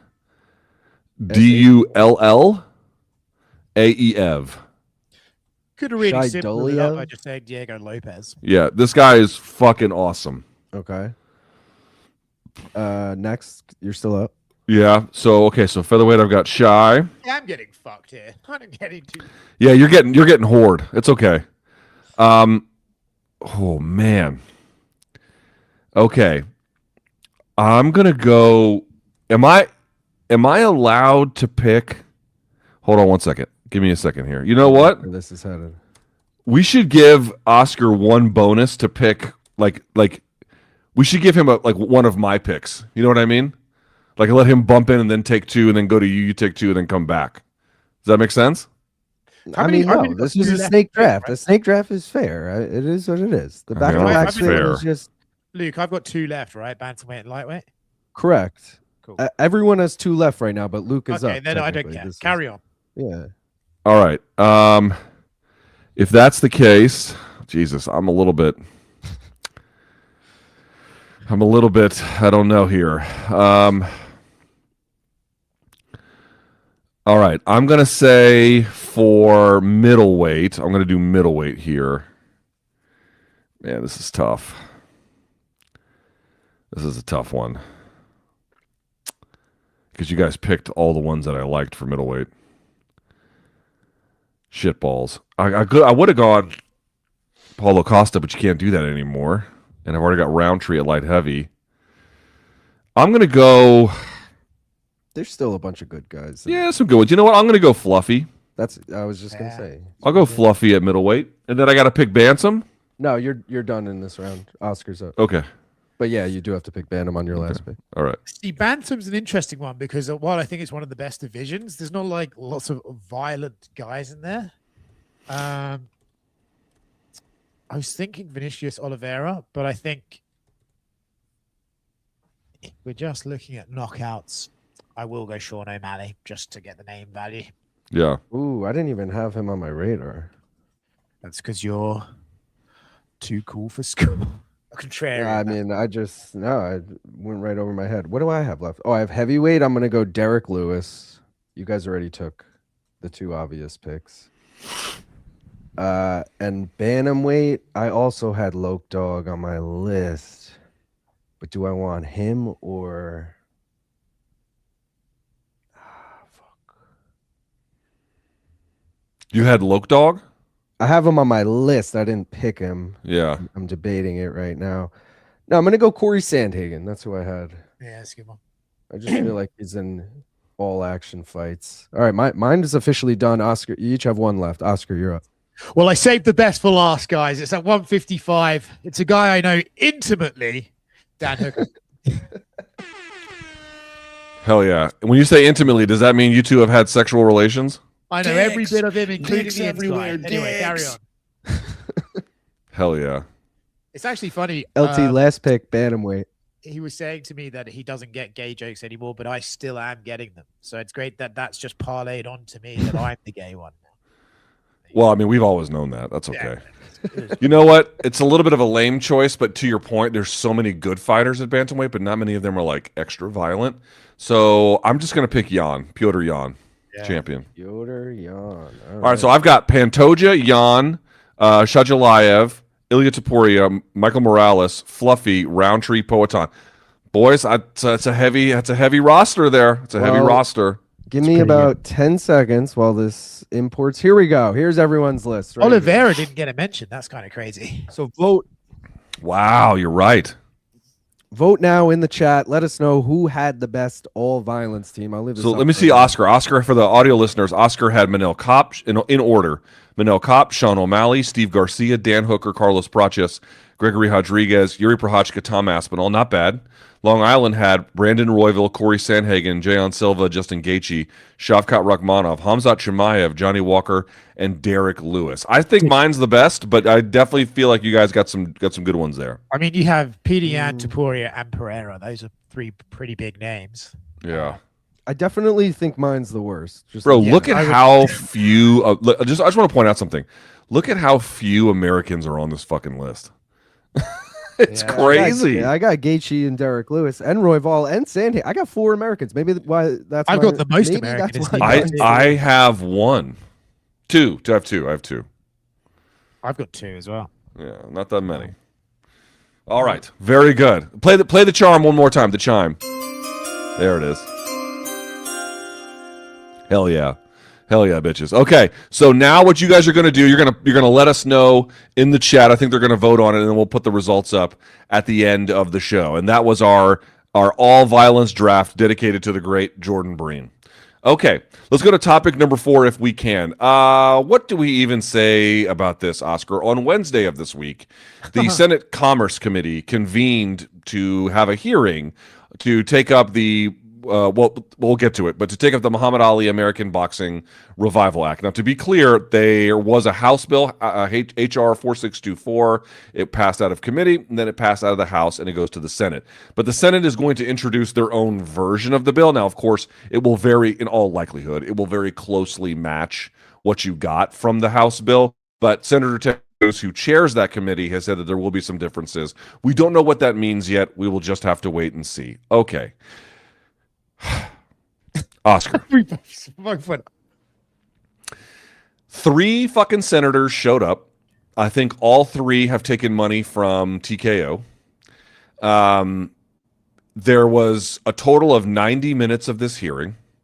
And if you didn't see it, Ted Cruz literally does you can pick who you want, a Michael or Bruce Buffer bit, where he's introducing the panelists, who are Tim Shipman, the head of ABC. It is Nico Ali Walsh, the boxer. It is Nick Khan, who is head of WWE, but nominally Zuffa Boxing as well. And then Oscar De La Hoya. And Ted Cruz goes through and is like, and now, coming from Nevada, or all the shit, right? The whole bit. And then he had like a ding, ding, ding, bell in this bitch. And it was depressing. Can I be honest with you? It was depressing both for boxing and democracy. Based on what I'm telling you here, and I know you've seen a lot of it, Oscar, what can we infer about the future of this legislation based on how this went? Okay, so to be honest, and this is not even, I'm not even speaking on the details of what they're trying to do. I'm just speaking objectively about the process here.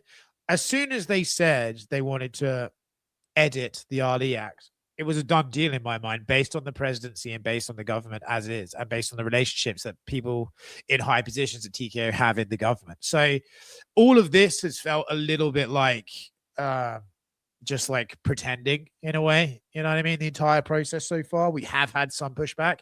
But then when it comes to the actual nitty gritty, like who's defending the current Ali Act as is, where are you all? Like no one fucking shows up. And allegedly, you're all terrified of this big bad corporation coming in to fuck with your sport. But none of you say anything. You'd like go and do an interview, but then you won't actually fucking go when it matters. Like, I don't understand. I don't understand why Maurizio Suleiman hasn't said anything, right? You're meant to be the guy that they're publicly rallying against. And I don't have a lot of love for Maurizio Suleiman, but he would have been a good voice to hear about why the sanctioning bodies aren't corrupt pieces of shit. I'm not so sure about that, but I know what you mean. Actually, fair point. But yeah, in fact, actually, he is the best argument against them, really. But I just don't understand. Then De La Hoya went up there, and I like De La Hoya. Having 2 coked up Oscars in Vegas is great for me. There's a little bit of like, which one you saw. But he went up there completely unprepared, just didn't really, sort of almost went there.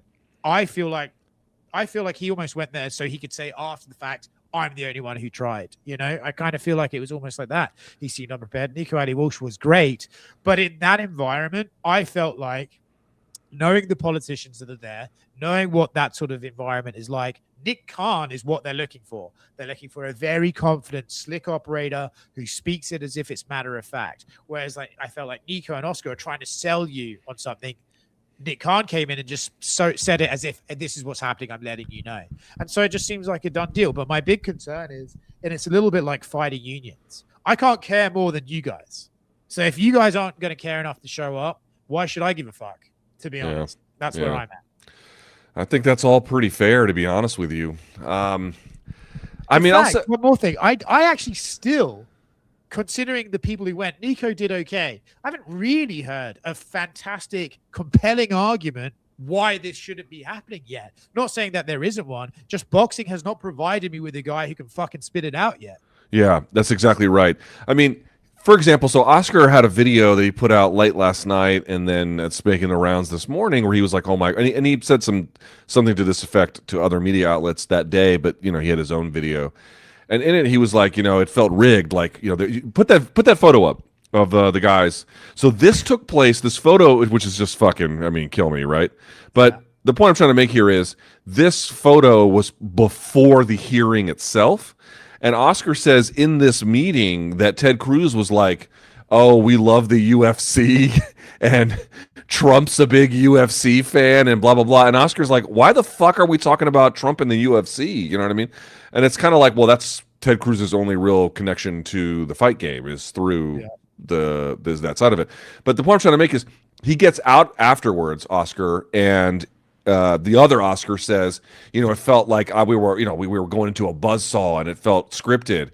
And it's like, bro, how the fuck did you not know that? Like, for example, on the House hearing side, they had 4 people speak. 3 of them spoke affirmatively in favor of the legislation. Just one, Patrick English, did not. And he also didn't sound that great in terms of, he knows the law, but he just didn't come across that great, And then this one, yes, it was a 2-2 divide, but Nico Ali Walsh, to your point, I thought he made a pretty decent account of himself. He did not come across as like some idiot by any stretch of the imagination. But he's a boxer. Like, what are we supposed to expect from a young boxer to have all this erudition about old legislation that literally predates his existence? I think in terms of when he was born. Maybe that's a little bit much, but you get the point. In any event,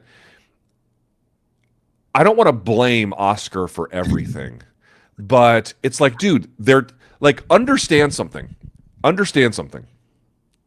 The first labor bill that this Congress took up in 2026 in any committee and at all, the first labor bill is this one. Like, and that's not happening by accident. The White House is putting calls to get this thing shepherded through because it's a priority for them because of all the connections that we've already discussed a million times. Like, how did you not know that the deck is stacked against you based on all of these factors walking in there? Now, at the end of the day, he's Oscar De La Hoya, so like if he says anything, and in his prepared remarks, he had some decent things to say, and some of that made news. Like that there's a value to having Oscar there in that sense. But the thing that blows my fucking mind is that no one in boxing seems to know how boxing works. Right? They don't understand. That's what none of them. I'm yet to hear one of them be like, the Ali Act is essential because of this. None of them seem to be able to, other than sort of like generic, like, well, we have to show them the financial breakdown of a card. Okay, that's a good point. Outside of that, it's more critiques of how TK will come in and take over and control everything rather than the defense of an already existing law that's very good is what I've been sold so far by the boxing community. Yeah, that's right. And Oscar, the thing that Oscar did that just blew my mind was that he was like, the hearing itself, again, it started in a circus-like atmosphere. But if you listen to Ted Cruz and what he says like, we're here because boxing is in some trouble, and then we're here to take up whether this legislation is a meaningful improvement towards that, right? Okay, so that's the premise of the entire hearing. And then De La Hoya gets on there and is like, "No, dude, boxing's great. Health and safety is fucking great." And then Nick Khan's like, "Yeah, in the last decade, 63 boxers have died." It's like, oh my fucking God. Dude, who in boxing is like, how do you even make that argument with a straight face that boxing is just fucking killing it right now and doesn't need any kind of legislation? It's fucking insane. It's insane. Yeah. And to be honest with you, that in turn like, I'm going to sound like a shit. That in turn speaks to like, well, fuck, maybe a UBO would be better. Maybe if it's all in-house, it would be more structured and there would be more safety things. I just think what's really interesting about the sport of boxing, and it feels unique to the sport of boxing in itself, is for the last 20 years, is the narrative of like this once massive mainstream sport has become this broken thing and there's a way to repair it so it gets back to the heydays. No, it isn't. It's a niche sport that was massive because it was 4 channels on the television, in my opinion.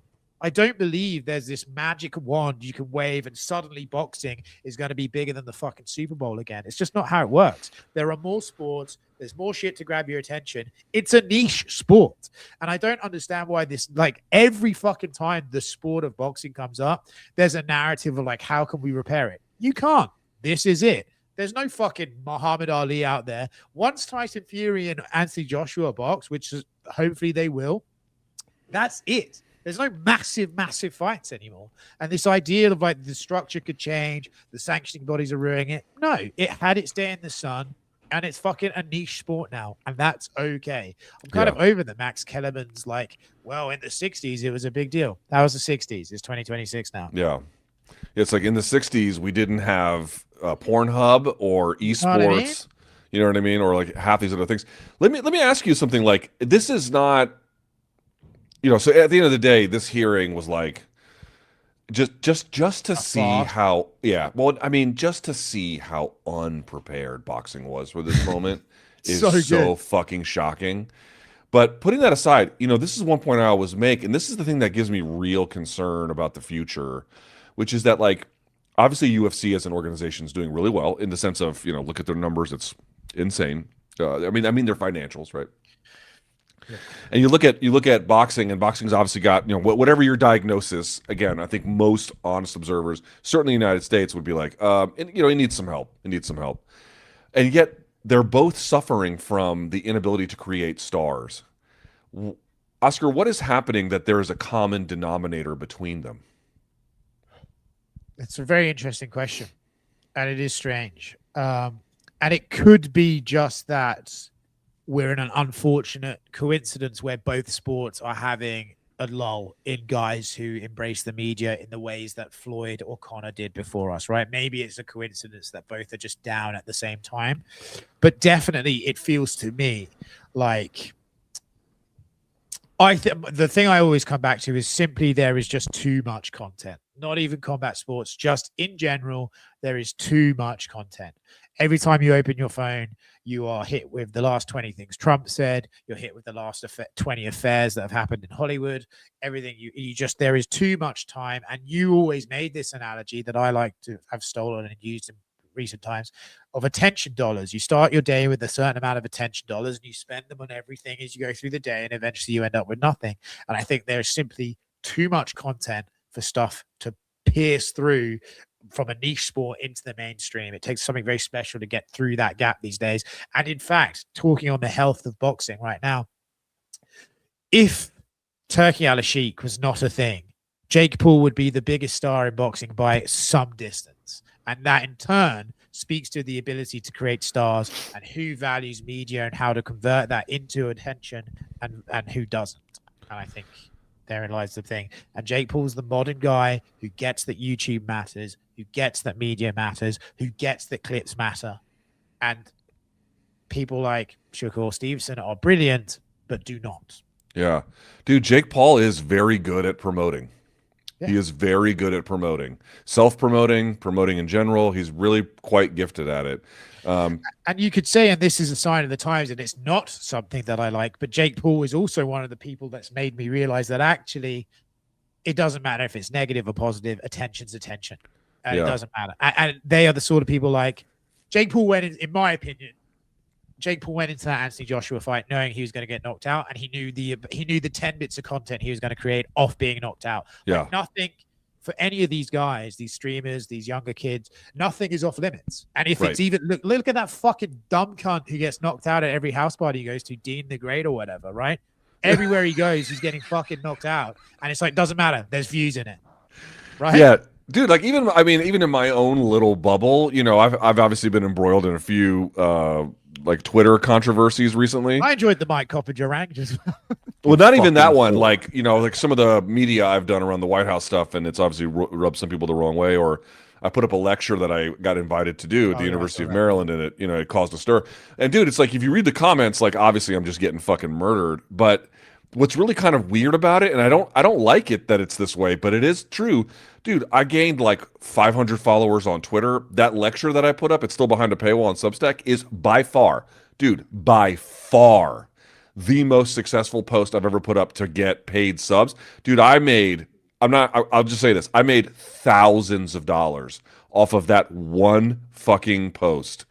Even though there's like all of this, you know, I mean, there's, you know, in terms of like the online hordes, there's a lot of negative attention around it. It's like, I don't like that it's this way, dude, but like at the end of the day, all you really have to do is just move the needle. What direction it goes, you know, I don't know, but that it moves, that's the key. It's kind of a crazy thing.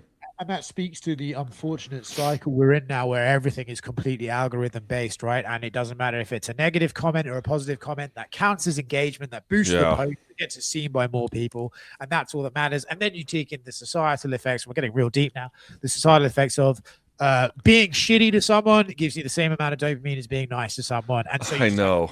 Like, and the next thing you know, you've made thousands of dollars and I'm on the show. Dude, that speaking of like that Mike Coppinger rant, like that week I did that one, and then there was one other piece of content I made that week, I forget what it was, where I had like an impassioned delivery, and like I think I had done another interview with like an immigration expert that week, and I was like really, really proud of it because I had really studied, I had read the guy's report, I thought the interview came out really well, and you know, it did okay or whatever, but then all I do is I just get up there and yell, and then and then it's like dude, I hate how easy it is to game. I hate it. I hate how easy it is to just yell and scream and stomp your feet and like, oh, that works. It's like, well, I don't know. And this is a thing that's getting worse, but it's been a long running thing. I remember when I used to be a writer, you know, you would write impassioned research stuff, 2,000 words on a subject you really cared about, and about 70 people would read it.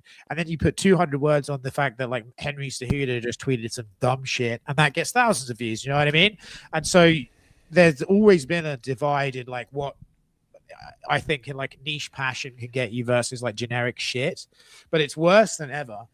And it is like, to your point about I certainly feel like, and you're much older than me, Luke, so I'm sure you feel the same. I look at like younger content creators and I just think, who the fuck is this for? I don't understand it. Like when you see like, you'll see like a young guy will have a picture of a tweet behind him and then just talking to camera like, did you see what this guy tweeted? I don't get it. I don't understand it. And I do wonder like, damn, am I going to age out of being able to produce content that people watch? You know, it's like, it feels like I'm losing grips of what people like, and it feels, in my opinion, like I still regard Ariel as one of the best interviewers in the game. He's been doing it forever. Like he's obviously been around for a long time, and he's still one of the most renowned people in the business. But it feels to me like he could do 30 minutes for Video Superior and it'd be brilliant.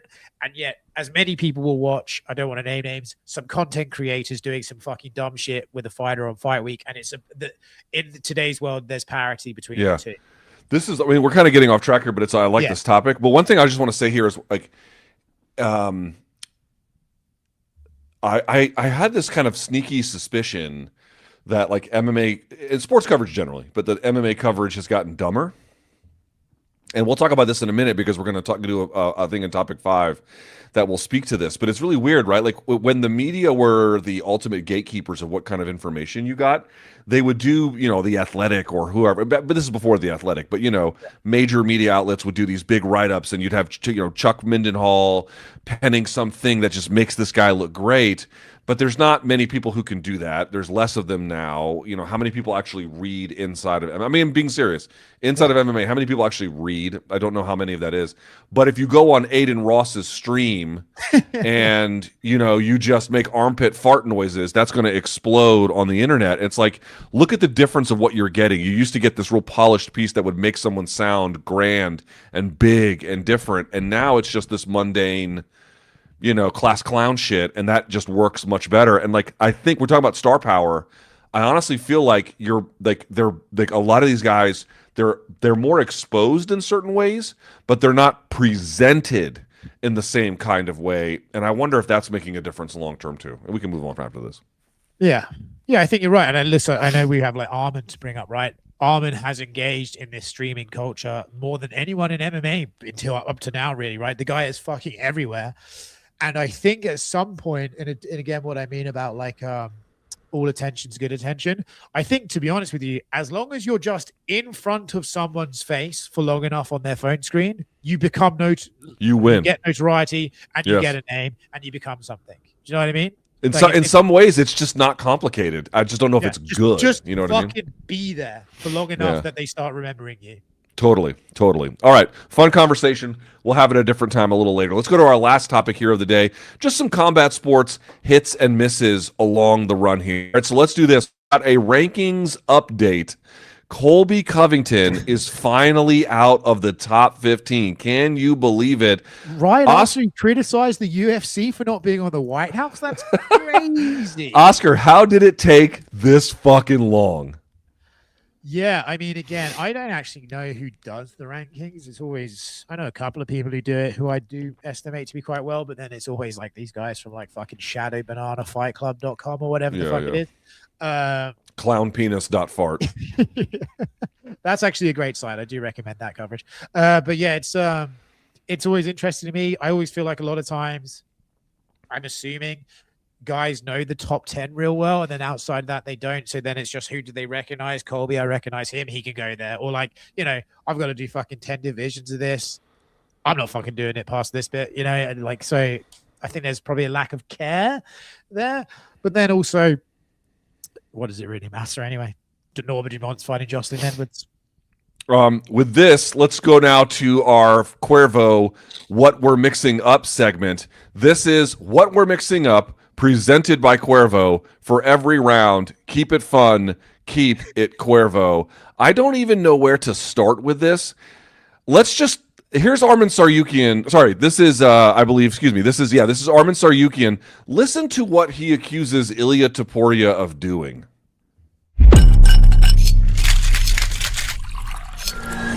And he lied, and about that I'm a gangster on the Twitter. I'm not a gangster, I'm the man, but he is not. He shaves his ass, he shaves his arms, legs. At least I'm a man. I don't do that. How do you know that he does that? I mean, if you see his videos, he has no hair on his legs. You think he's gonna have a hair on his ass? I don't know. I never thought of that, to be honest.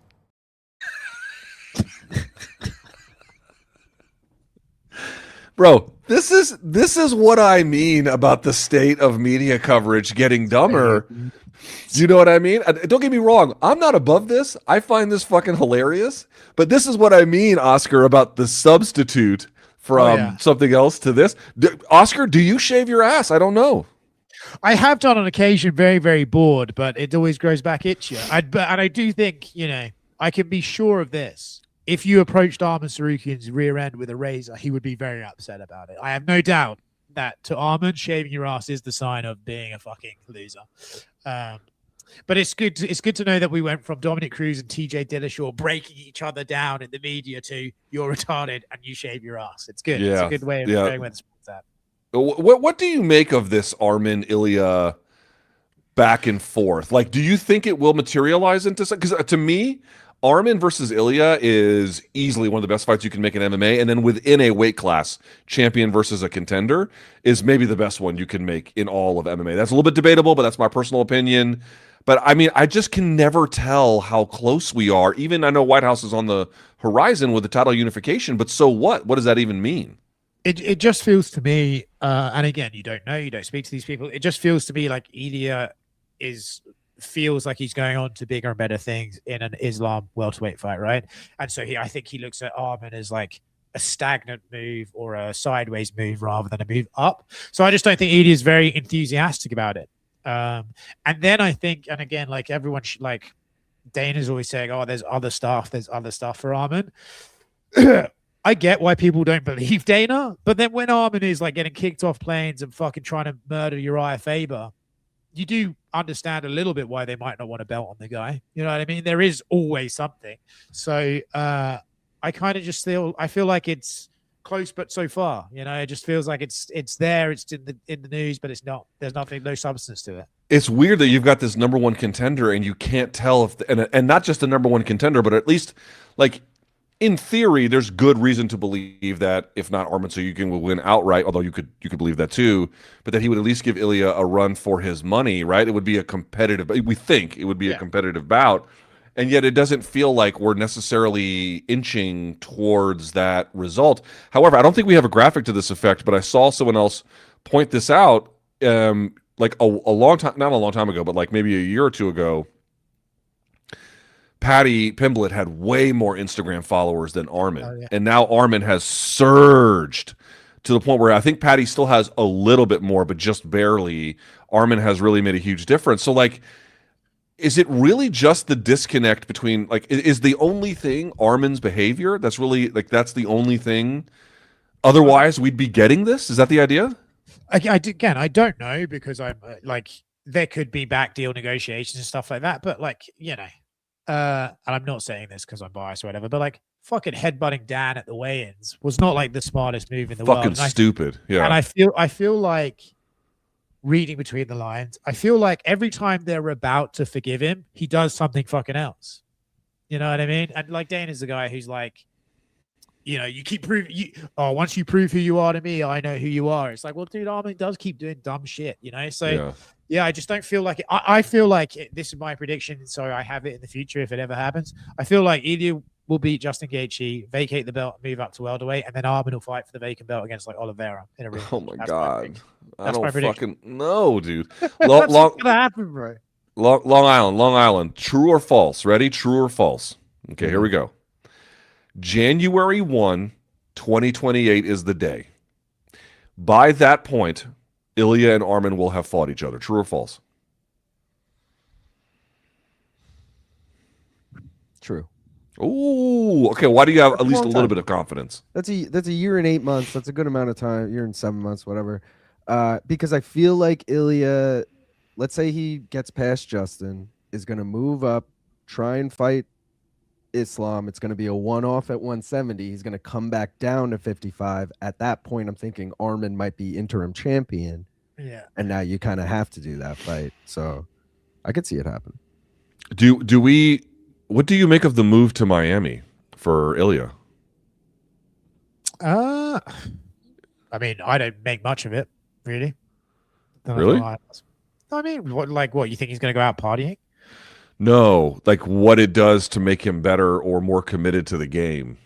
I get the impression Ilia is like a boxing style camp, right? It's just him, and then he brings in whoever he needs to bring in. So I think it doesn't really matter if he's doing that in Spain or in Miami. The only thing is, like, he broke up with his longtime coach in Spain, but I think that was before the last fight.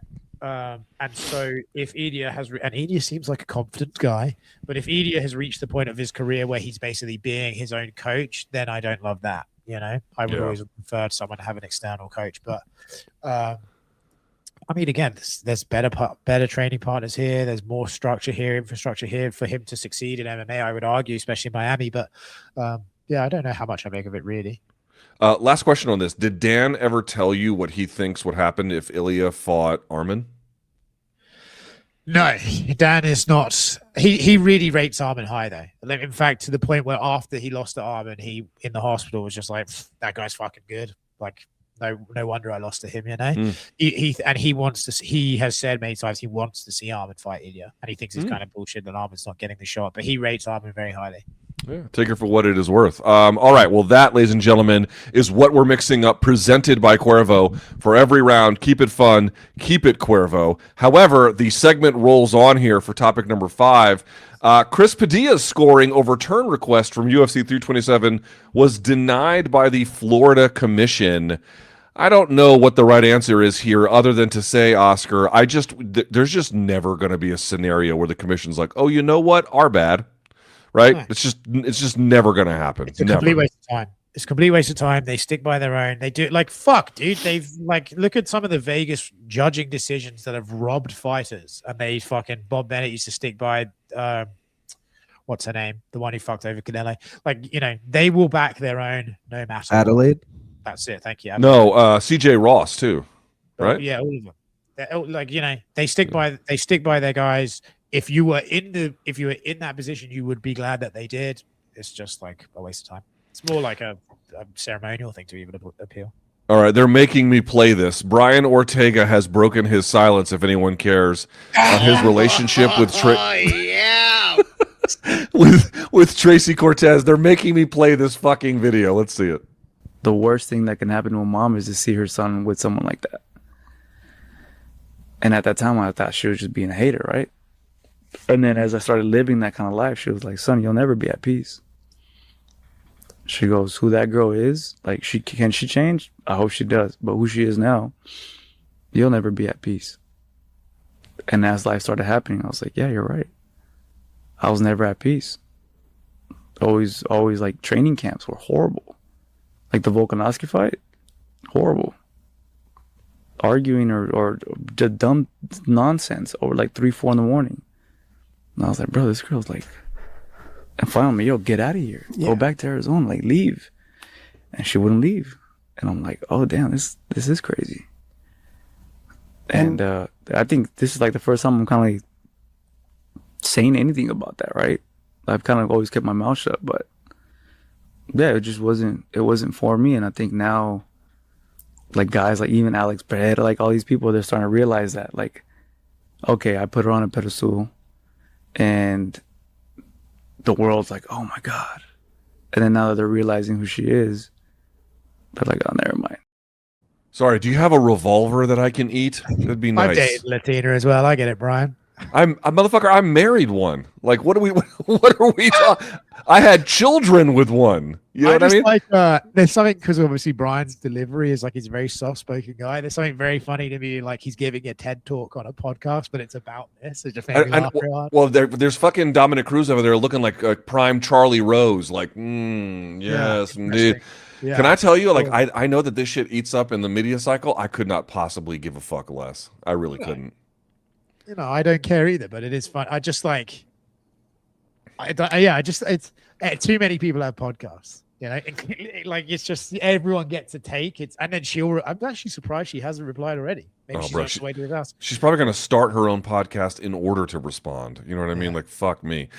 Your brother, like, you got a name tattooed on your fucking lip, my guy. Just let it go, Yeah. Not my favorite call in the world. You know what I'm saying? All right. Last but not least, Jiri Prochazka says he was going 40 or 50% against Carlos Ulberg, and it was more like sparring. Here you can see, speaking in Czech, so we can't play the audio, but you can see the video here where he's saying, hey, man, I was just, taking it easy, lost my focus, and was just, out there having fun, and it fucked up real bad and didn't go my way. Show the Ben Folks clip, because I think this is the one that's more important. He says, Jiri P is making a strong case for a media blackout as the go-to response after losing a title fight. Disappear into the forest for 3 months. Become mysterious. Let us miss you. Don't keep talking about it. I don't understand how Jiri wins and goes into the forest, and then now he loses and he can't stop talking to the camera about how he is a donk. What the fuck is going on? I mean, he said he's done 2 videos. So I don't know if he's going on about it as much. I think it's just that what he's saying is resonating with people quite so negatively. Listen, we love Jiri for when he's a fucking weird guy. We got to like him when he's being a weird guy, even if it's negative, Like, he's a weird fucking dude.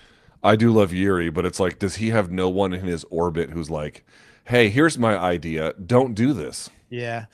I mean, that clip, right? He does say that he was waiting for the referee. I don't know. I'm sure Jiri believes that with a passion. Yes. I think I don't think he's lying. That's not the issue. But it's like, I was waiting for the referee. Motherfucker, don't wait for the referee. Yeah. Well, yeah. And keep your right hand up, baby. But yes, I don't know. Jiri's a weird guy. I suspect you won't hear from him again now, or until he emerges from said woods. I suspect that was his. It was a big week for Jiri. he ran onto a left hand because he's weird, and then he had a baby, and then he had to clear up the left hand, and now he's gone. So I'm giving Jiri a pass for this. But if he does continue to do it, then yes, I will be on the shut up, bro. All right, very good. Well, that is our top 5 here for Friday's Morning Kombat edition. Let's keep this thing rolling. It is now time to rate that card. Rank that card! It sucks. Tell I'm dialed in because I keep calling it rate instead I was of just rank. gonna say once again, LT butchering the name, but that's all right. That's all right. All right, let's LT, do this. Which debuting fighter is most likely to be ranked one day? Lucas Brennan, Victor Valenzuela, or Adrian Luna Martinetti? So this is how you know I'm fucking old, is because I covered Lucas Brennan's dad's career, Chris Brennan. I've covered Chris Brennan's fights many times. Because of that, I'm going to say I'll go Brennan. I'll go Martinetti, and I'll go Valenzuela last, but that's probably wrong. Oscar, you doing any different? I'll do Victor Valenzuela because I like alliteration, and then I'll go Lucas Brennan because Luke just mentioned him, and then I'll go Martinetti last because. Yeah. All right. I'm going to go Martinetti first, Valenzuela second, Brennan third. You're a fucking hater. Yeah. All right. Oscar, which fighter are you most likely to show highlights of to a stripper to try and impress her? Hell Davey yeah. Grant, Alexander Hernandez, or Youssef Zalal? Not sure how Davey showing Grant. another man's highlights will impress her, but in this case. Yeah. I don't think she could have been any less impressed than mine.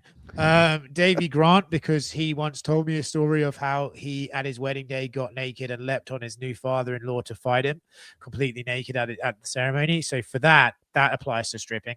So him 1, Hernandez 2, Zalal's a bit of a grappler. He'll go 3. All right. LT? Hernandez does have some good KOs. He does have good KOs. So I'm going to go Hernandez, Zalal, Grant. All right. That's fair. I like Oscar's pick of Davey Grant first because of the wedding story. That was good. LT, which fight is BC most likely to have his pants around his ankles for? Bueno Silva Montague, Dumont Edwards, or Alan Carr Pilastri? Once again, I'm not going to say BC's racist, but But he is. no, he's not. But he's borderline gay because he thought women from Poland were more attractive than women from Brazil. I don't know if that makes him homosexual. It's it's borderline. I'm not saying it is, but I'm saying it's borderline. And there's nothing wrong with that. I'm just saying, like, where do you fall in the categorization? That's a borderline thing to do that. So they're going to make this one tough because you got tough choices in all 3. I think based on what he likes, though, I'm going to go Alan Carr Pilastri 1. I'll go. This is a tougher one, but I'm going to risk it and say Dumont Edwards is 2, and then I'll go Bueno Silva Montague or Montag 3. I think you nailed that. Oscar, are you doing any different? See, I thought, speaking to BC's likes and dislikes, I don't know. There's a lot there for him in Joselyne Edwards, but Norma Dumont is one of the goats on the roster right now in That's terms true. of this category. That was the hard part. Is Edwards is like a big no for That's him, why but she's Dumont's a second. big It's like- yes. it's like, you know what I mean? Like what outweighs the other, you know? Yeah. But I think I will follow suit with it. I'll be honest with you guys. I don't think he's going to come over Bueno Silva. So I think it's going to be Alan Carr, Pilastri, Dumont Edwards, Bueno Silva Montague. Sorry for All saying. right. All right. Oscar, who's most likely to win by submission? These are the 3 BJJ aces: Toledo Alan Carr, Marcus Buchecha, or Adolfo Vieira. Alan Carr, because as we spoke about earlier, jiu-jitsu goes further than the women's game. And then I'll go Buchecha, then Vieira. LT? I'll change that slightly. I will lead with Alan Carr, but then I'll go with Vieira. I think Vieira is a little bit better about setting up stuff for submissions in MMA. And Buchecha, I loved, dude, when Buchecha and Vieira have gone head to head multiple times, and Buchecha typically would just win, but I don't know. I've just lost confidence in his game, so Buchecha last for me. See, I've lost confidence in him too, but Ryan Spann has been subbed a bunch of times, so I feel like it's definitely still on the table, but I'd probably go same. Alan Carr, Vieira, Buchecha. LT, who's the most entertaining fighter on the card? Youssef Zalal, Adrian Luna Martinetti, or Ryan Spann? This was a hard one to pick entertaining fighter. This is hard, but it's very subjective. Like, what's entertaining to you, you know? I was looking like finishes, and Zalal really just going more recently because, you know, beginning. Yeah, I mean, I'm going to go in this order. I'm going to go Zalal, Martinetti, Spann. I think you could probably play with the first two, but I'm not going to put Spann above the other ones. Even though when he loses, he gets finished. That's entertaining. He's kill or be killed. It doesn't move me. I don't know. You don't get a phoner for him? No, I mean, I don't dislike him or anything, but I don't have a reaction, you know. I'm going to stand by Ryan. I'm going Ryan, Zalal, Martinetti. I'll do that. All right. I got to go Martinetti first just based on that Contender Series fight. He's probably not going to live up to that hype, but let's just hope he does, and I'll go Spann second to Oscar, which fighter is LT most likely to not care if they live or die? Cedric Dumas, Mayra Bueno Silva, or Cody Durden? Now, obviously, you would assume it's Cedric Dumas, but actually, I think Luke does care if he dies and is actually praying for it dating. So we'll go Cody Durden, Bueno Silva, Dumas. See, all right. Well, LT, tell us. Well, let me guess first because you're going to tell us the answer. I'm going to say Bueno Silva. I feel like she's had some real duds fights, but he might not want to hate on the women, so maybe he'd go Dumas because he is kind of, you know, a piece of shit. And then, you know, Durden, I don't think is any you know, I don't know if he's, you know, an angel either. But LT, what's yours? I would actually go in this order. You got to go Dumas first because, well, I mean, come on. And then Bueno Silva has destroyed so many wonderful moments for MMA for me that I can no longer forgive her. Durden, you know, he goes out on his shield. I tell you what, he goes out on his shield. So I am got a little respect for that, and I'll put him last on the list. That's fair. That's fair. LT, which fighter is most likely to have participated in 420 festivities on Monday? Oh my God! Michelle Montague, Cedric Dumas, or Aljamian Sterling? This is an easy one. Dumas 1, Montague 2, and Sterling 3. Sterling's he might normally do it, but he's a pro, so I think he probably, you know. Yeah, but it was on Monday. You know, it wasn't. You know, a little edible or something. Yeah. Maybe. Don't push your drugs. Why you were so confident in Montague too? I really only put her in there because her eyes. She kind of looks stoned half the time, you know. So I was like, I'll put Montague in there, but I really don't know if she indulges whatsoever. I'm going to put Dumas 1, 2, and 3. I think. Okay, all right, there you go. I think Aljo gets down out of camp, so I wouldn't be. Yeah, out of camp, sure, absolutely, yeah. Oscar, who's most likely to avoid a third or fifth? Two of these fighters lost 4 in a row, straight loss. Mayra Bueno Silva, Cody Durden, or Max Griffin? I like Max Griffin, so I'll say him, then Bueno Silva, and then I think the writing is on the wall. That's exactly mine. That's exactly mine. Yep. It's weird that we're even putting Bueno Silva second, but you're right. Over Cody Durden, you gotta, yeah. LT, nickname you would choose for Oscar to adopt. So Oscar custom made Willis, Oscar the Wild One Willis, or Oscar the Immortal Willis? Oh, Jesus, none of these work. Yeah, none of these work. The Wild One? Come on. Wild sort of implies like interestingly irreverent. Not I had to turn in Bitcoin money to pay the stripper or they wouldn't let me leave at 7 a.m. Not I couldn't get onto the plane to go to Qatar. Yeah, they didn't want to let me on the fucking plane. Yeah.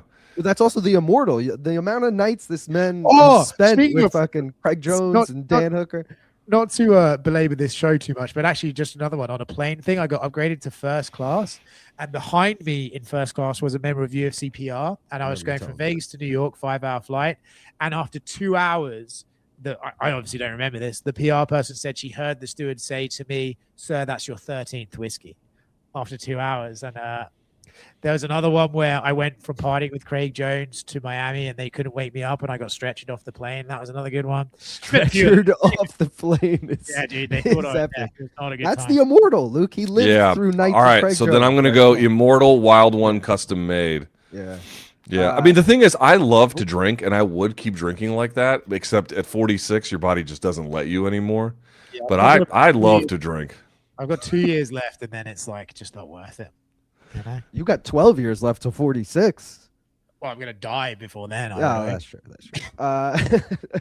Last but not least, Oscar. nickname you would choose for LT to adopt. So Luke Pastor Thomas, like very religious, Luke Thomas. Hell yeah. Luke Skywalker Thomas, because it's just too perfect. Lucas Brennan's nickname, Skywalker. Or Luke El Gran Chango Thomas, because you know he's going to pronounce that very nicely. I think El Gran Chango is the best one. I know I just butchered that for you, Luke. Sorry. El Gran Chango, Coco Limonada. Yeah. So El Gran Chango, and then Pastor, and then Skywalker, I think. All right. Star Wars is LT, over now. which one would you pick? See, the thing is, the Skywalker one works the best, like obviously with the name or everything. But the problem is, I grew up in the '80s, and everyone would be like, "Oh, what's your name?" I'd be like, "Oh, I'm Luke," and they'd be like, "Oh, Luke, I am your father." I'd be like, "Man, go fuck yourself, bitch." Me too. You and me both. Trauma. LT, that's the whole reason I've never seen a Star Wars, because everyone would say that to me, and I was like, "Go fuck yourself. I'm never watching." Yeah, go fuck yourself. So I can't go that one. So I'm gonna go El Gran Chango. And then I'll go Pastor, because that one doesn't make any sense either. And Skywalker last, bitches. I'm imagining you coming out in the like priest thing with the oh my god, thing sacrilegious as shit, you know? Guys, that was Rank That Card. Hope you enjoyed it. And now we got some fans. Okay, no, hold on. Don't go anywhere. Come right back. So we're gonna do fan subs. The way it works is we got a bunch of them, right? But we're gonna save some for Monday because they're Chuck related. Is that the idea? Yeah, so we had a bunch. I thought we had a nice big batch. It is my fault. I was like, guys, we'll do fan subs. We got a shitload. And then I realized, well, our other producer, Matt, realized majority of them are Chuck related. So we figured we save those for when Chuck is here. So we do have a small batch now, but we still got some. So. Okay, so we'll do the big batch on Monday's show when we react and Chuck is back. But as it stands, let's do fan subs. You've got mail. Viewers. All right, first one comes from CG. Let's see what it says. Why do you always call MMA fans donks? Because you are uncivilized swine. Let me ask a question. Why am I talking to Teen Wolf? Is that a direct quote by you, actually? That sounds like something you said. Yeah, most I've definitely joked about it. I don't know if I've actually called him uncivilized swine, but not publicly anyway. Why am I talking to? It's the caveman from Geico. No, that's Teen Wolf. That's Michael J. Fox. Oh man, well, I just dated myself there, but either way, I feel like it's just like that's what a donk looks like, you know? That's what you imagine some donk to look like, you know? All right, I don't know if I love that one so much, but nice try. All right, our next one is from Kevin S.